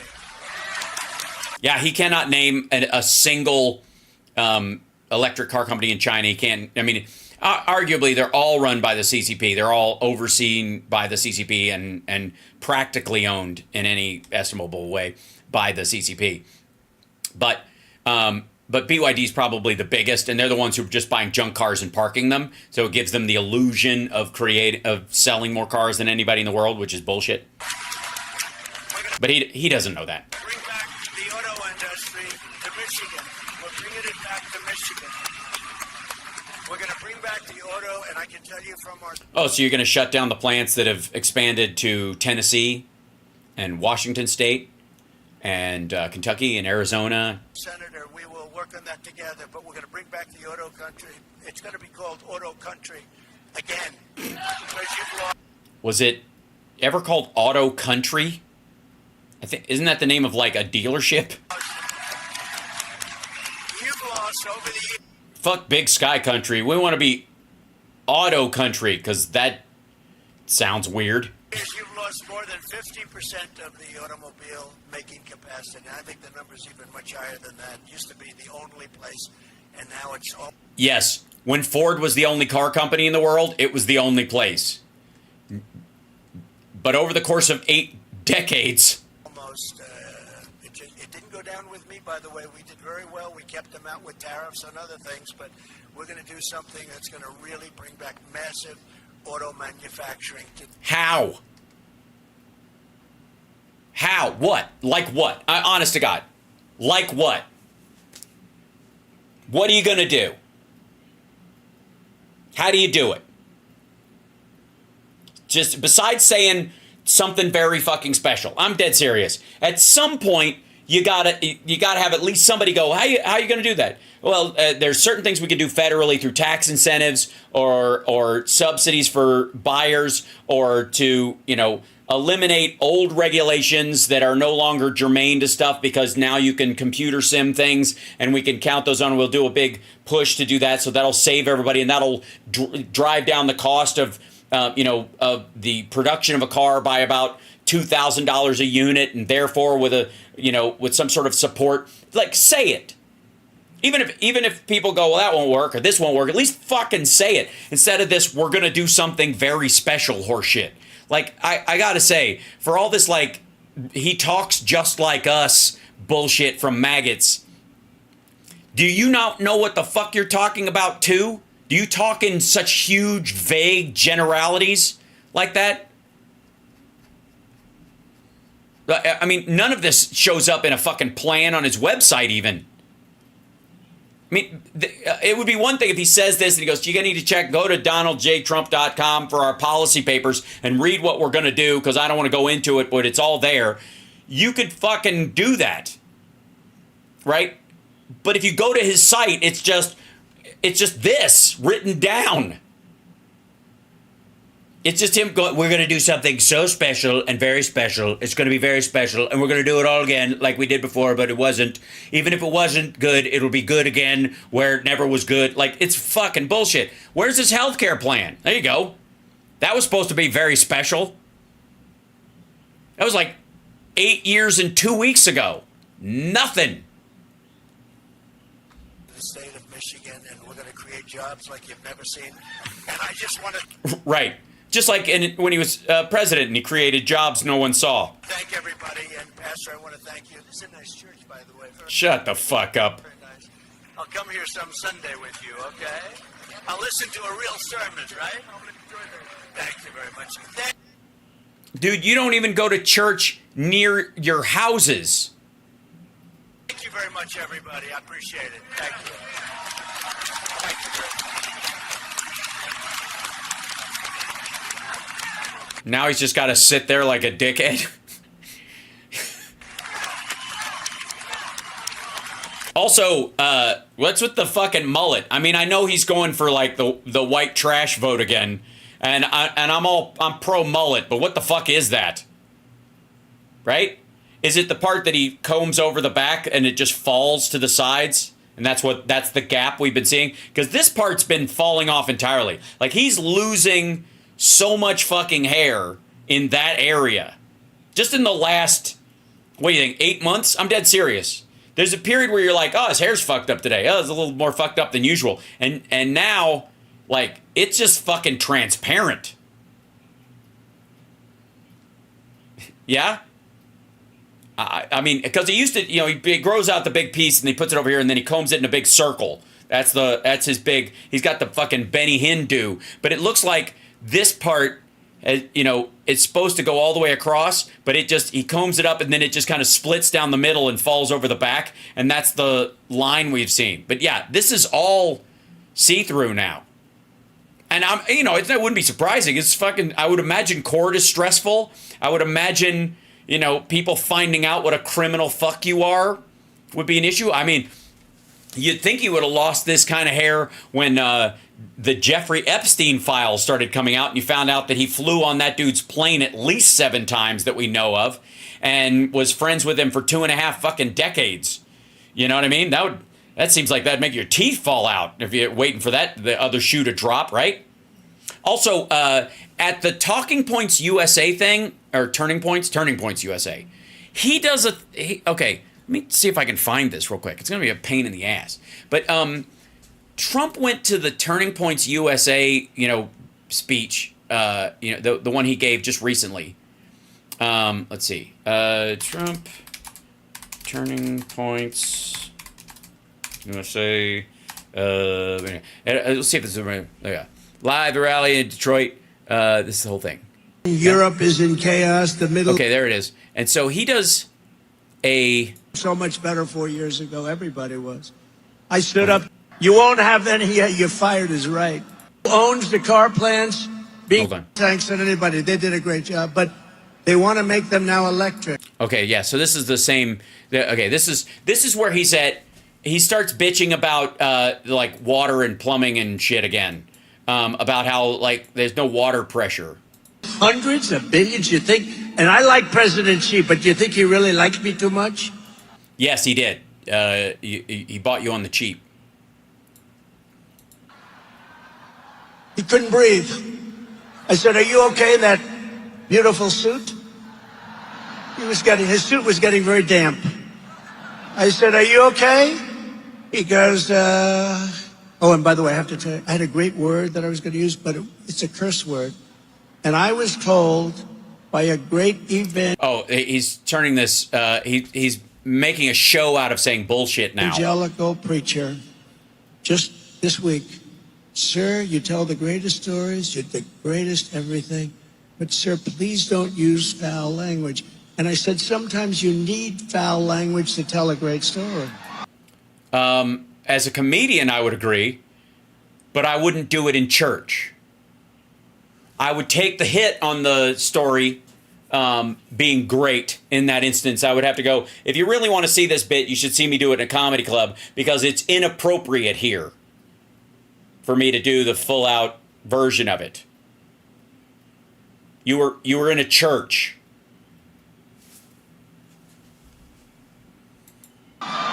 Because there's no words like this. Yes, there are. There are lots of them. Hold on. They're landing in a parachute, and he turns around not to watch the guy landing, but to watch a tree behind him. Right. See, he's telling the same story Jimmy Dore is. They're all getting the same talking point. Okay, and I think this is... I gotta find this. Hold on. Because he was brutal. I mean, think of it. China never paid us 10 cents. I told you. Now they paid us... We need more water. Oh, yeah, here it is. We can't wash dishes. Okay, so this is the... He was talking to the guy from Whirlpool who he says he saved the company, which is just bullshit. But then he goes, is there anything else you need after I saved your company? He goes, yeah, we need more water. Water. Unless you have a certain amount of water. I said, how much do you need? How much water do you need, I said. We need just a little bit more. He said, I'll give you a lot more. I gave him a lot more. Now they want to end it again. You ever go into a new home where you have a... Yeah, listen to this story. Okay, now let me tell you something.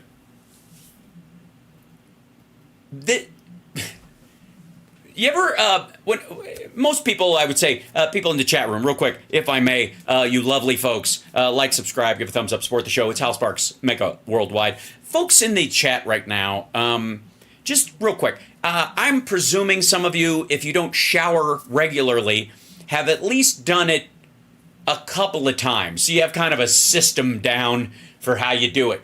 And I don't know about you, but it involves, for me, and this is, I'm not judging anybody, but for me, what I do, and then call me crazy, and maybe you can let me know if this seems off to you. But I turn the water on first, and if I'm taking a cold shower at first, I just get in and then let it warm up while I'm in it. That's a cool way to do it. Whatever, like a Scottish cold shower, which you can also do by turning it to cold at the end of the shower. It's good for you. But anyways, you turn on the water first, let it warm up, and then remove your clothes, presumably. Let me know if I'm talking crazy. And then you get into the shower, and then you, because I have long hair, I will shampoo, and I will condition, and then I will clean the rest of myself rather thoroughly while my conditioner is working. And then I will rinse out the conditioner, and then I will turn off the water, get out of the shower, and dry off. Okay, this is, in general, bullet points, right? Obviously, it's a lot more complicated, but that's pretty much the syntax, okay? All right. Now, see if, and I think that's fairly, fairly normal process, close to it. Okay, see if you can see what's wrong with Trump's description of the order of events in how he allegedly showers and washes this piss-stained cotton candy he's got on the top of his fucking head. Watch this. Shower where the water doesn't come out of the shower head? Okay, he's describing it. There's a shower where the water doesn't come out of the shower head. They put a restrictor on. I took all the restrictors off. Took all of the restrictors off by himself with him and a monkey wrench. Ran around the country. Here we go. I took them off. I took him off. It's just kind of like wandering under the breath shit that he does. I've had the experience. Here it comes. I take a shower. I want that beautiful head of hair to be nice and wet. Lather. Lather. I want it to be lathered beautifully. I want it to be lathered beautifully. And I get this best stuff you can buy and I dump it all over. I get that stuff you can buy and I dump it all over. Then what? And then I turn on the water. And then you turn on the water. So you get the stuff you can buy and you pour it all over your head and then you turn on the water. Okay. What you're talking about is Rogaine or a scalp treatment of some sort to fight baldness, because that's the only way I can make sense of someone putting shit on their hair before they start the shower. Right? That was the only thing that occurred to me. Run that by us again. So how's it To be lathered beautifully. I like to be lathered beautifully. Okay. And I get this best stuff you can buy. And I get the best stuff you can buy. Presumably he means you would say, I get the best shampoo I could buy, or the best conditioner I could buy, whatever. Right? You would say shampoo, I think. Yes? I would. Not just stuff. Stuff would be something else. And like I said, more than likely some sort of a follicle booster. Right? Okay. I dump it all over. I dump it all over, so that's how he applies. I buy the best, and I pretend that Tom Fitton's ejaculating on the top of my head. I give a big squeeze to this big pert cock over my shoulder. And then what? And then I turn on the water. And then you turn on the water. The damn water drips out. Takes me. I can't get this stuff out of my hair. It's a horrible thing. Are we still talking about shampoo? No, it's terrible. Oh, you turn on the sink and the faucet. You turn it and no water, practically no water comes. So you leave your hands under there. You're trying to get the water. Well, Yeah, you leave your hands under there. You're trying to get the water. You know, granted, his hands are so small that I actually believe it's possible that he could turn on a sink, hold his hands under, and the water would miss. That's a possibility. I will give him the benefit of the doubt. Revoked all of that stuff, Yeah. and they just put it back on. Isn't that Whatever. terrible? And these are areas that have a lot of water where they don't These are areas that have a lot of water. You mean the areas that buy shower heads? What the fuck? know what to do with it. It goes out to sea. Yeah, that's where it goes. And we'll turn it back on the first day. We're going to do a lot of things on the first day. We're going to take care of a lot of problems. Especially that idea of, I guess, pouring conditioner on your head without shampooing and then turning on the shower and getting in, or getting in and then turning on the shower. I don't know what I don't want to picture this. I don't want to know. But this is fucking lunacy. He's been talking to Tim Pool. That's right. They're both on the same Rogaine regimen, you think? All right. So anyways, that was just a little slice of that. By the way, afterwards, he spoke to, I'm fairly certain that Tim Conway and, well, not just Tim Conway, Mr. Tudball and Mr. Magoo fucked and had a kid. And they gave birth to this guy that's sleeping with Marjorie Taylor Greene. And that guy interviewed, well, I'm going to answer a couple of questions, Magoo. Interviewed Trump coming off the stage at Turning Points. And Trump only does like 2-3 minute meetings. Like he doesn't give anybody any more than 3 minutes. He got the most time though. He talked to this other woman for 2 minutes, and one of her questions was too tough, so he moved on. And so these are all, you give him softballs, and yeah, Tim Conway passed. His son's still around. He's a decent enough guy, although I believe a Republican in that regard. But you know, I've never had an ill word from or towards him. Yeah, that's the bastard son of Mr. Tudball and Mr. Magoo, and he's talking to Trump about obviously something that matters a lot to America. We are blessed to have a few minutes backstage here at the People's Convention with the People's President, President Donald J. Trump. No, he's not the people. Biden is the people's president right now. We only have one president at a time. First question I'd like to get into, you just got back from the Hill. Huge support. Yeah, huge. Mostly among people who you insulted their wives directly or said racist shit about their wives or called them rhinos, had death threats directed their way. Huge. Those people, you got that constituent locked. From Republicans on the Hill, how important is that, not only for Election Day, but to make sure that your policies get promoted when you're back in the White House? Well, I think it's very important. We went to Congress with every congressperson. Marjorie was there. Every one of them. Marjorie, old Sportfoot, as he likes to call her. Everybody was there, and that was great. That was a love fest, and everybody behind us. And then, yeah, a bunch of people didn't show up, by the way, especially on the Senate side. We went to the round table, the business round table, and that was something. Yeah, it was. They were all like, to a person, everybody came out of there going, this motherfucker can't hold a thought for more than a second. He's insane, and it'd be better to vote for Biden, even if we're against his tax policies. Especially, we had every major CEO there,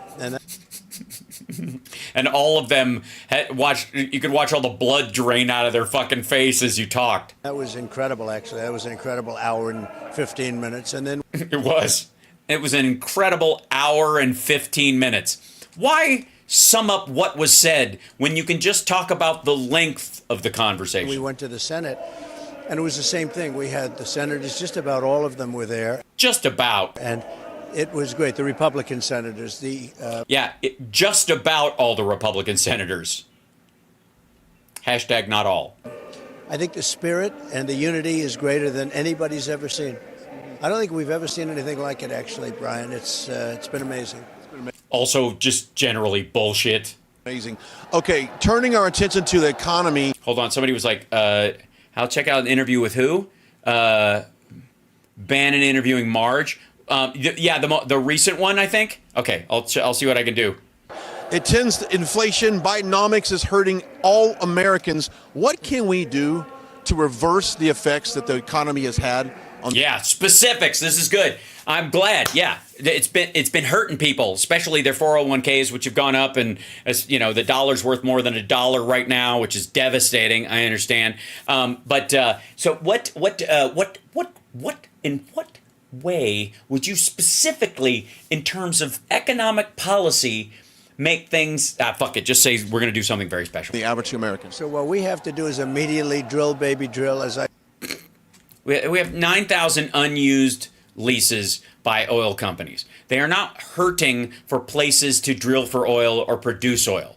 We are producing more oil than we ever have. There is going to be a glut of oil next year, which is going to bring the price down immensely. And Trump wants people to believe that that's going to be because of his policy. Like immediately, look how oil prices came down when I walked in. When in reality, there's too much oil floating out there already, but the Saudis and the Russians have been manipulating the market. It's fucking stupid. They say we have more liquid gold under our feet. We reduce energy costs. They're at a record high. We reduce them. Everything's going to start coming down. That's what started the problem. No, it didn't. The problem was caused by COVID and a $21 trillion hole blown in our economy, not to mention what happened to the world's economy that we tried to patch with $6 trillion worth of stimulus. It's fucking ridiculous. And now we think it's money printer go burr, and that's why all there's money out there. And we have inflation. It's not monetary inflation. It was supply shock. And the reason that energy prices went up was because there was a limited amount of production, a bunch of wells shut down. There was oil basically sitting in places, not going anywhere for a while. And to get that engine running for the entire world took time. We're at $40 a barrel. We were heading in such a great direction in every way. We were energy independent. We were going to be energy dominant. We were going to sell. We are right now. Hold on.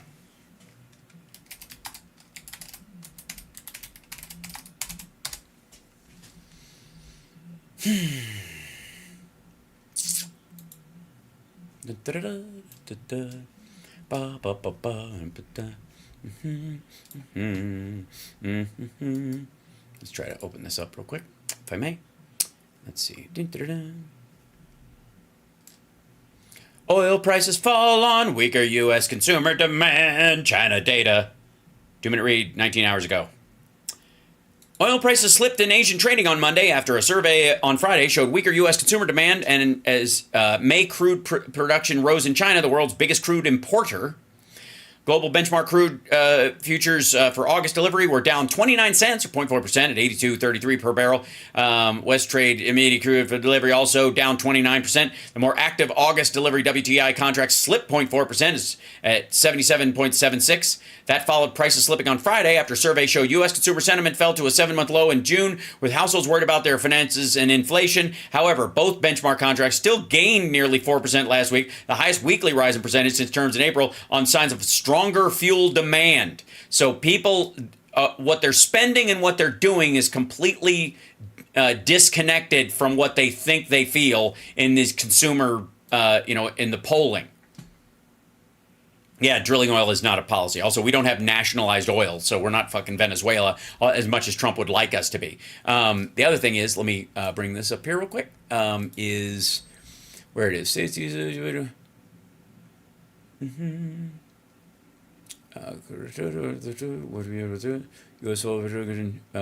we go. Meanwhile, this is, what is this? June 17th. Yeah, there you go.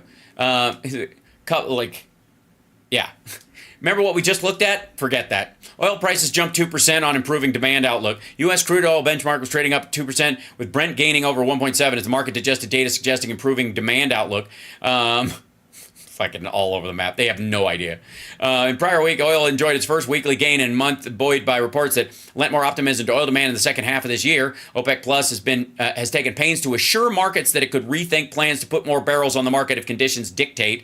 The outlook for strong fuel demand on the coming quarter and Saudi reassurance about the October hike being subject to prevailing conditions and added focus on quota breakers to bring production down, and the line seems to be supporting. Basically, the Saudis are manipulating the market is effectively what he's talking about. That they're lowering production to keep the price higher than it would be.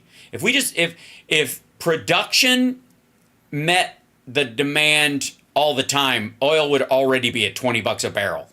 All over the world, we're going to start reducing. Yeah, Brent Crude is a great porn handle. I agree. Wait, who said that? It went by. Where did he go? Yeah, Wiffle Poof. Very, very good. Yeah, that's my porn name now. Okay. Debt. We had things going like nobody's ever seen before. We had Right, or since, or at all. the greatest economy, and then this guy comes in. He's the worst president in history. He comes in and he wants to change it. It wasn't even. Some people say he changed it just because I did it. How stupid would that be? Because if he left the border alone, if he left energy alone, if he left all this stuff alone, he could have If he left everything alone, we'd still be in the pandemic. coasted as a president. If he'd have just left it alone and left that light bulb up people's ass and the bleach in their veins, we would have been fine. But he destroyed everything. He always has. He destroyed. Yeah, he destroys everything. Our high unemployment rate, our growing divide between rich and poor, that was fine. If he'd have just left it alone, now the lower 50% of the country has had over $3 trillion in added wealth over the last 3 years, and it's just fucking with the whole system. Everything he touched. And the energy went up, and with the energy came everything else, and we had the worst inflation probably ever in our country's history. Yeah, but again, think of any other time when we had inflation that was preceded by a worldwide pandemic.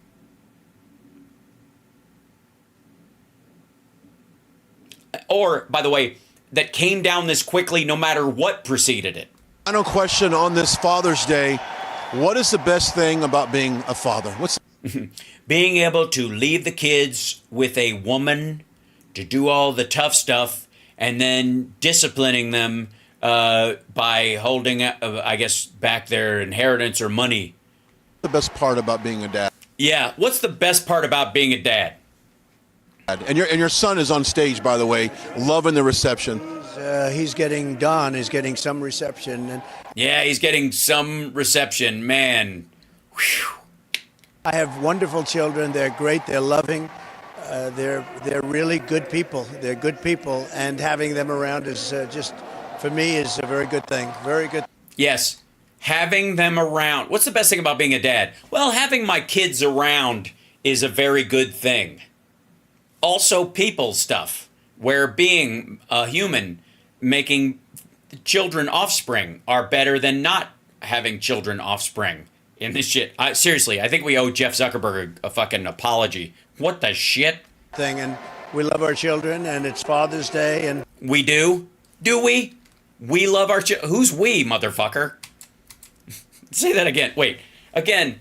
We what? MAGA?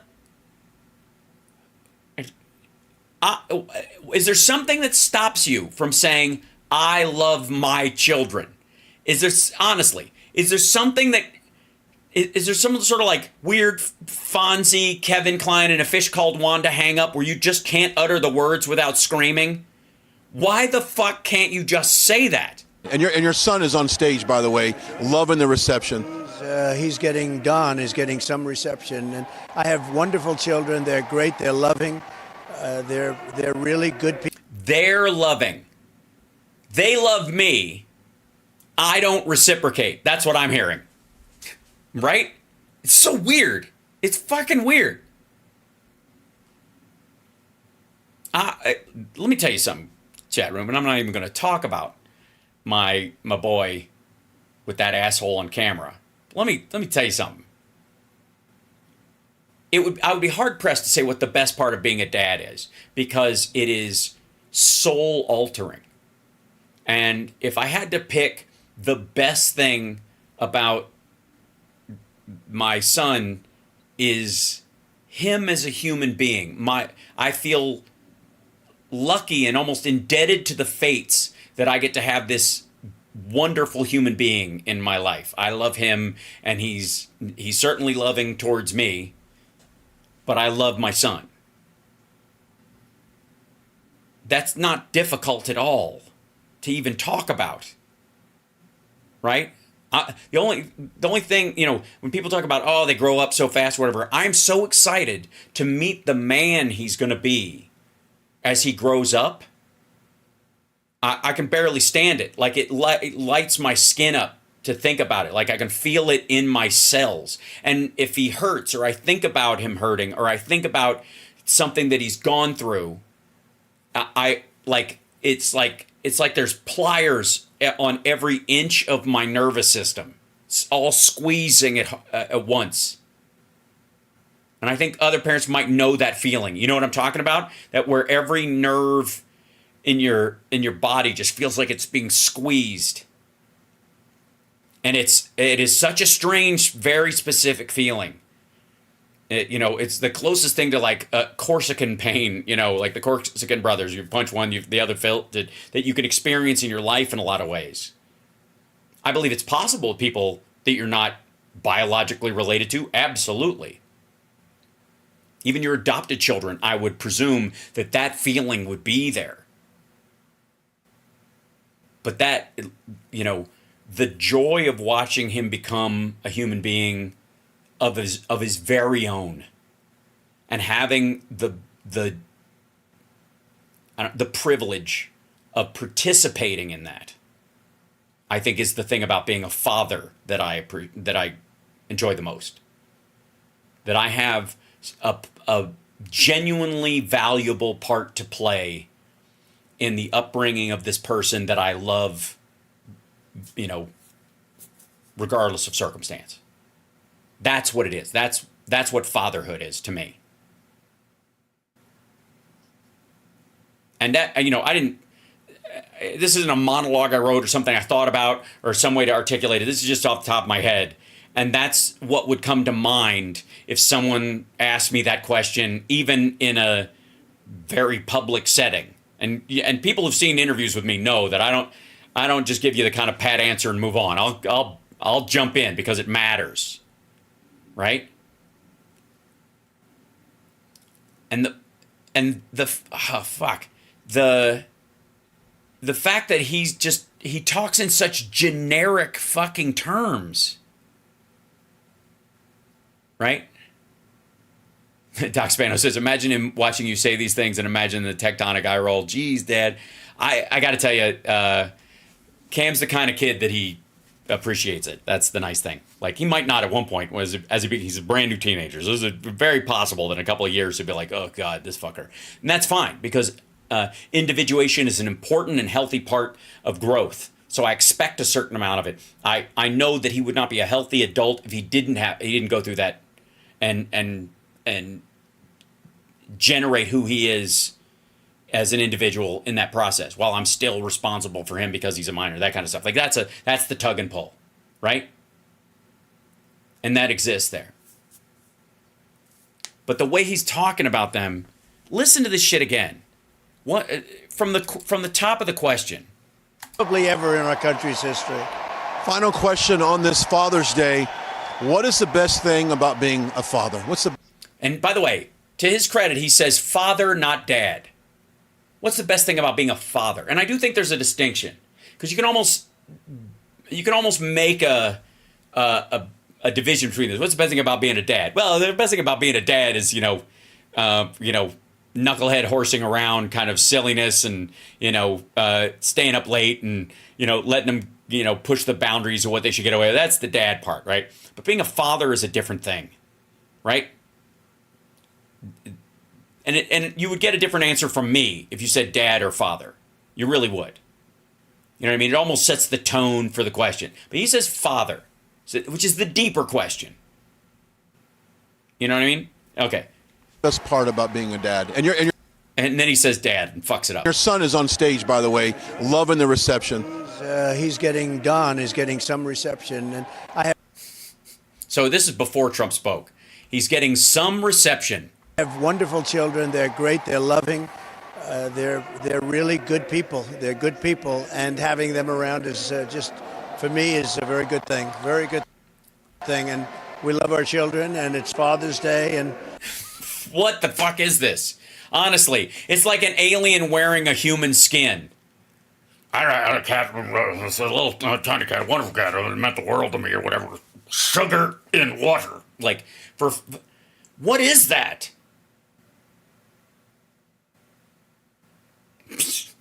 They're good people, and having them around is a good thing. Having them around? What the fuck? You know how, all right, I get pissed off when people call pets their kids, okay? Because here's the thing. If you have kids, you can't just leave a bowl of food on the floor and leave the house for 2 days, okay? It's not the same. I know you feel that way. There's a level difference. There just is. Emotionally, there's a lot there, but they're your pets. And just let your pets be your pet. You can love your pets without them being your kids, right? They can just be your pets. And that's a beautiful thing. You don't have to make them anything else than what they are. You don't have to make them like unto. You can be emotionally, and they can be beloved in pets, but they're not your fucking children. And there's a thing, right? There's a difference, right? Okay. He does the opposite. Like he described, you know how some people are like, if you love your pets, I know that feeling, obviously, where you're like, I love them like they're my children. You have that kind of feeling. That's a great feeling to have and a very great connection. This is the opposite. He talks about his kids like they're pets. You see what I mean? Like he speaks about his adult children like they're just pets. They're very loving and they're great to have around. Like, it sounds like he's on his 9th dog and he was never that attached to the first one. Do you know what I mean? Fucking listen to him again. I'm not kidding. Listen to this motherfucker. Worst inflation probably ever in our country's Reception. He's getting some reception. And Yes, it's great. They love it when he walks on his hind legs and barks the French national anthem. I have wonderful children. They're great. They're loving. They're really good people. They're good people, and having them around is just, for me, is a very good thing. Very good. Right. It's like somebody asking you, why do you have a ferret? What can I tell you? People love to see the ferret. They're always like, how can it walk when its body is so long? Right? Yes, for the most part, they don't shit in the house. Except in the designated areas. We're still working on a couple of them, haven't bit anybody hard, and it's just better. It's better than an empty house sometimes I'm glad I'm not home, but that right? Thing, and we love our children, and it's Father's Day, and it's a good time to have good children. What's your It's a good time to have good children. So if Father's Day is a difficult holiday for people that don't have them or their kids are difficult during message to fathers of America right now? Yeah, what's your message to the fathers of America? Okay, I'm a father. I'm going to listen up. Yeah, go ahead.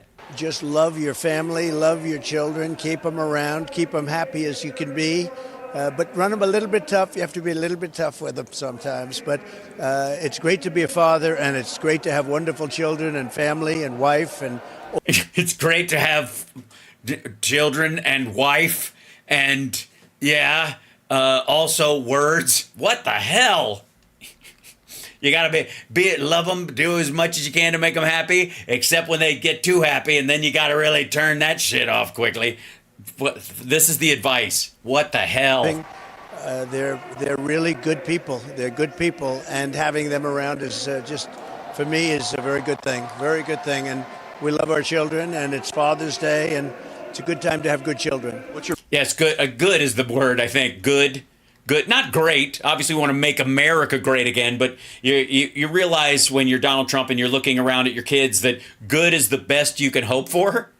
Message to fathers of America right now. Just love your family, love your children, keep them around, keep them happy. Keep them around. What? Keep them around. What does that even mean? What do you mean keep them around? It sounds like, keep your friends close, your enemies closer. I don't know which one Eric is, but, probably just let them hang. Happy as you can be. Keep them as happy as you can be. I don't know. That sounds like a bit of a Freudian slip, too. But run them a little bit tough. You have to be a little bit tough. Run them a little bit tough. What are they, an outboard motor, you fucking weirdo? With them some. Run them a little bit tough. Otherwise, the oil gathers in the pan, and then you get a lot of smoke and stuff, and and then the carburetor goes. Run them a little bit tough. I apologize for making a car reference since he can't drive, and some of his MAGAt fans might not understand the analogy. Shit. Make sure you take it for a walk, and if you can't, you got to clean them. But it's great to be a father, and it's great to have wonderful children and family and wife and all of those things. And it's great to have wonderful children and wife and all of those things. That's my message to fathers out there. It's good to have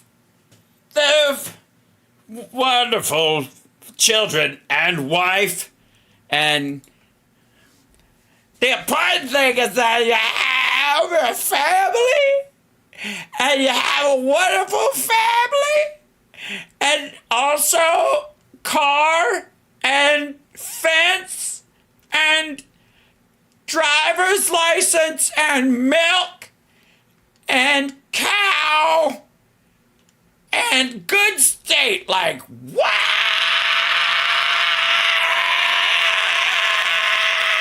Wyoming and wife.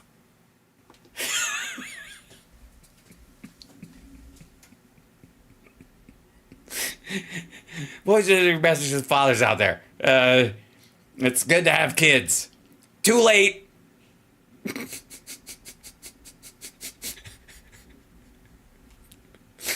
And wife. to have that, you have to be a little bit lucky, too. You have to be a little bit lucky. Just What? Wait, which part? Hold on 1 second. Shit, sorry, I turned on my filter thing again. You have to, hold on. First of all, he's starting to, like, lose his mind. Right here.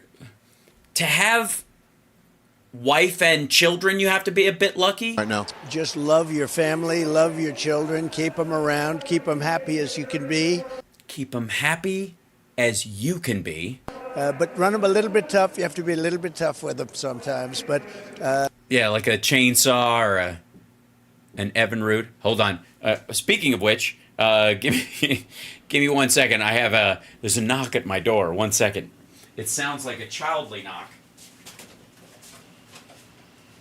Hello? I know that. Love you. I'm almost done. Love you. Hi. You want to come tell them that you want me to be done? All right, thank you. All right. I go outside, and there's nobody at the door, and then my son's sitting on the couch going, it's 5:03. It's now 5:04. All right, so that's a great part of it, of having children and whatever. Okay. it's great to be a father, and it's great to have wonderful children and family and wife. And It's great to have wonderful children and family and wife. The more you know. all of those things. And to have that, you have to be a little bit lucky, too. You have to be a little bit lucky. A little bit lucky to what? To not have died beforehand? Just keep them as healthy as you can. Keep them really healthy. Keep them as healthy as you can. Keep them really healthy. And it's an honor to be with you.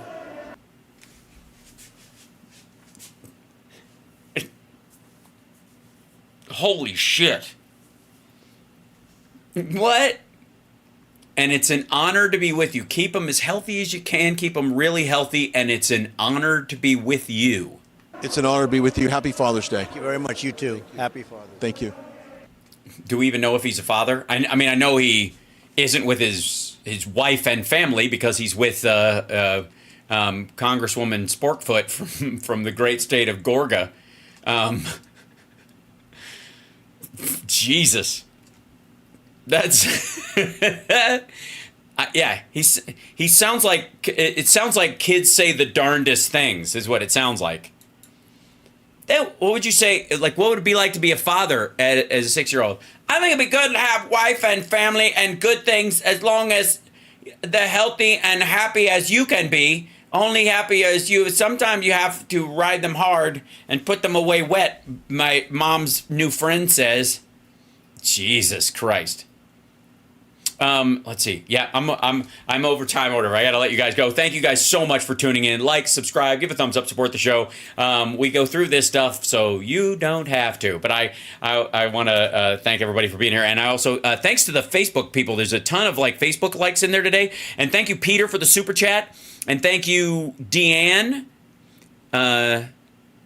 Trump. She says Trump's hair has totally lost the plot. And who else? There we go. I missed one before. Laura Diamond, happy belated Father's Day. Oh, that's very sweet. You know, in keeping with the theme, as it were.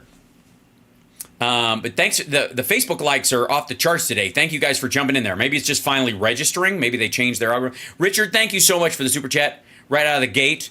And James as well. Thank you guys. Yeah, so the Venmo's right there. You can, if you use Venmo, you can throw me the price of a cup of coffee. And thanks to many who have in the recent little bit. You guys are great.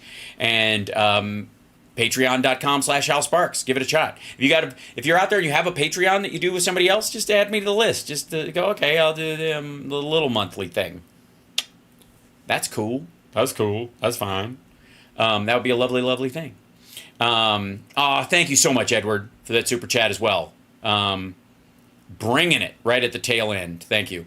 And tomorrow I'll see you guys at the regular time because it's a Tuesday, and I'm good. Yeah, I've got to take my mom to Ross because it's senior discount day at Ross, so that's become a holiday. And then for real. And then I got acupuncture. And I'm probably going to throw some cupping on there. So I'll look like I've lost a fight with a squid. And yeah, other than that, I'm not even sure if, whoops, hold on. If the kidney even.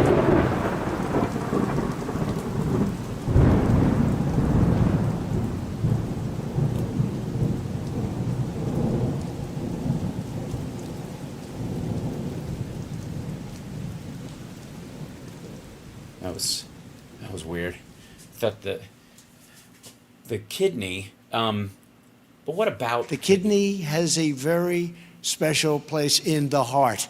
Yes, that's true. That's true. I forgot about that. Yeah, thanks for pointing that out. At all times. But until next time, hold on. Until next time. Drop your shorts and bend over, Mr. Babar. No, that's not right. Till next time, remember what we are seeking is peace through strength on the earth beyond.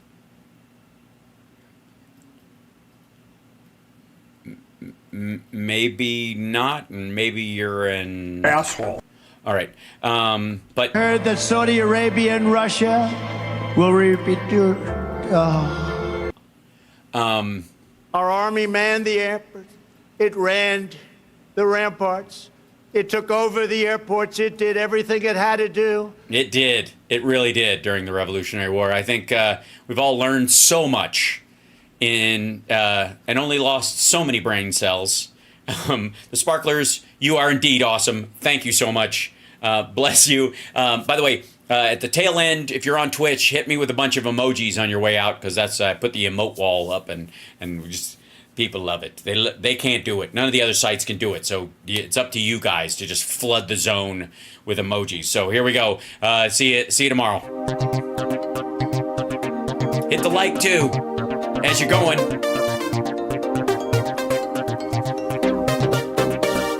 Thanks, Ben. There you go. Look at that. That's fun. Now we're having fun. Come on. That's a party. All right, now I really gotta go, like, feed my kid, really. Okay, bye.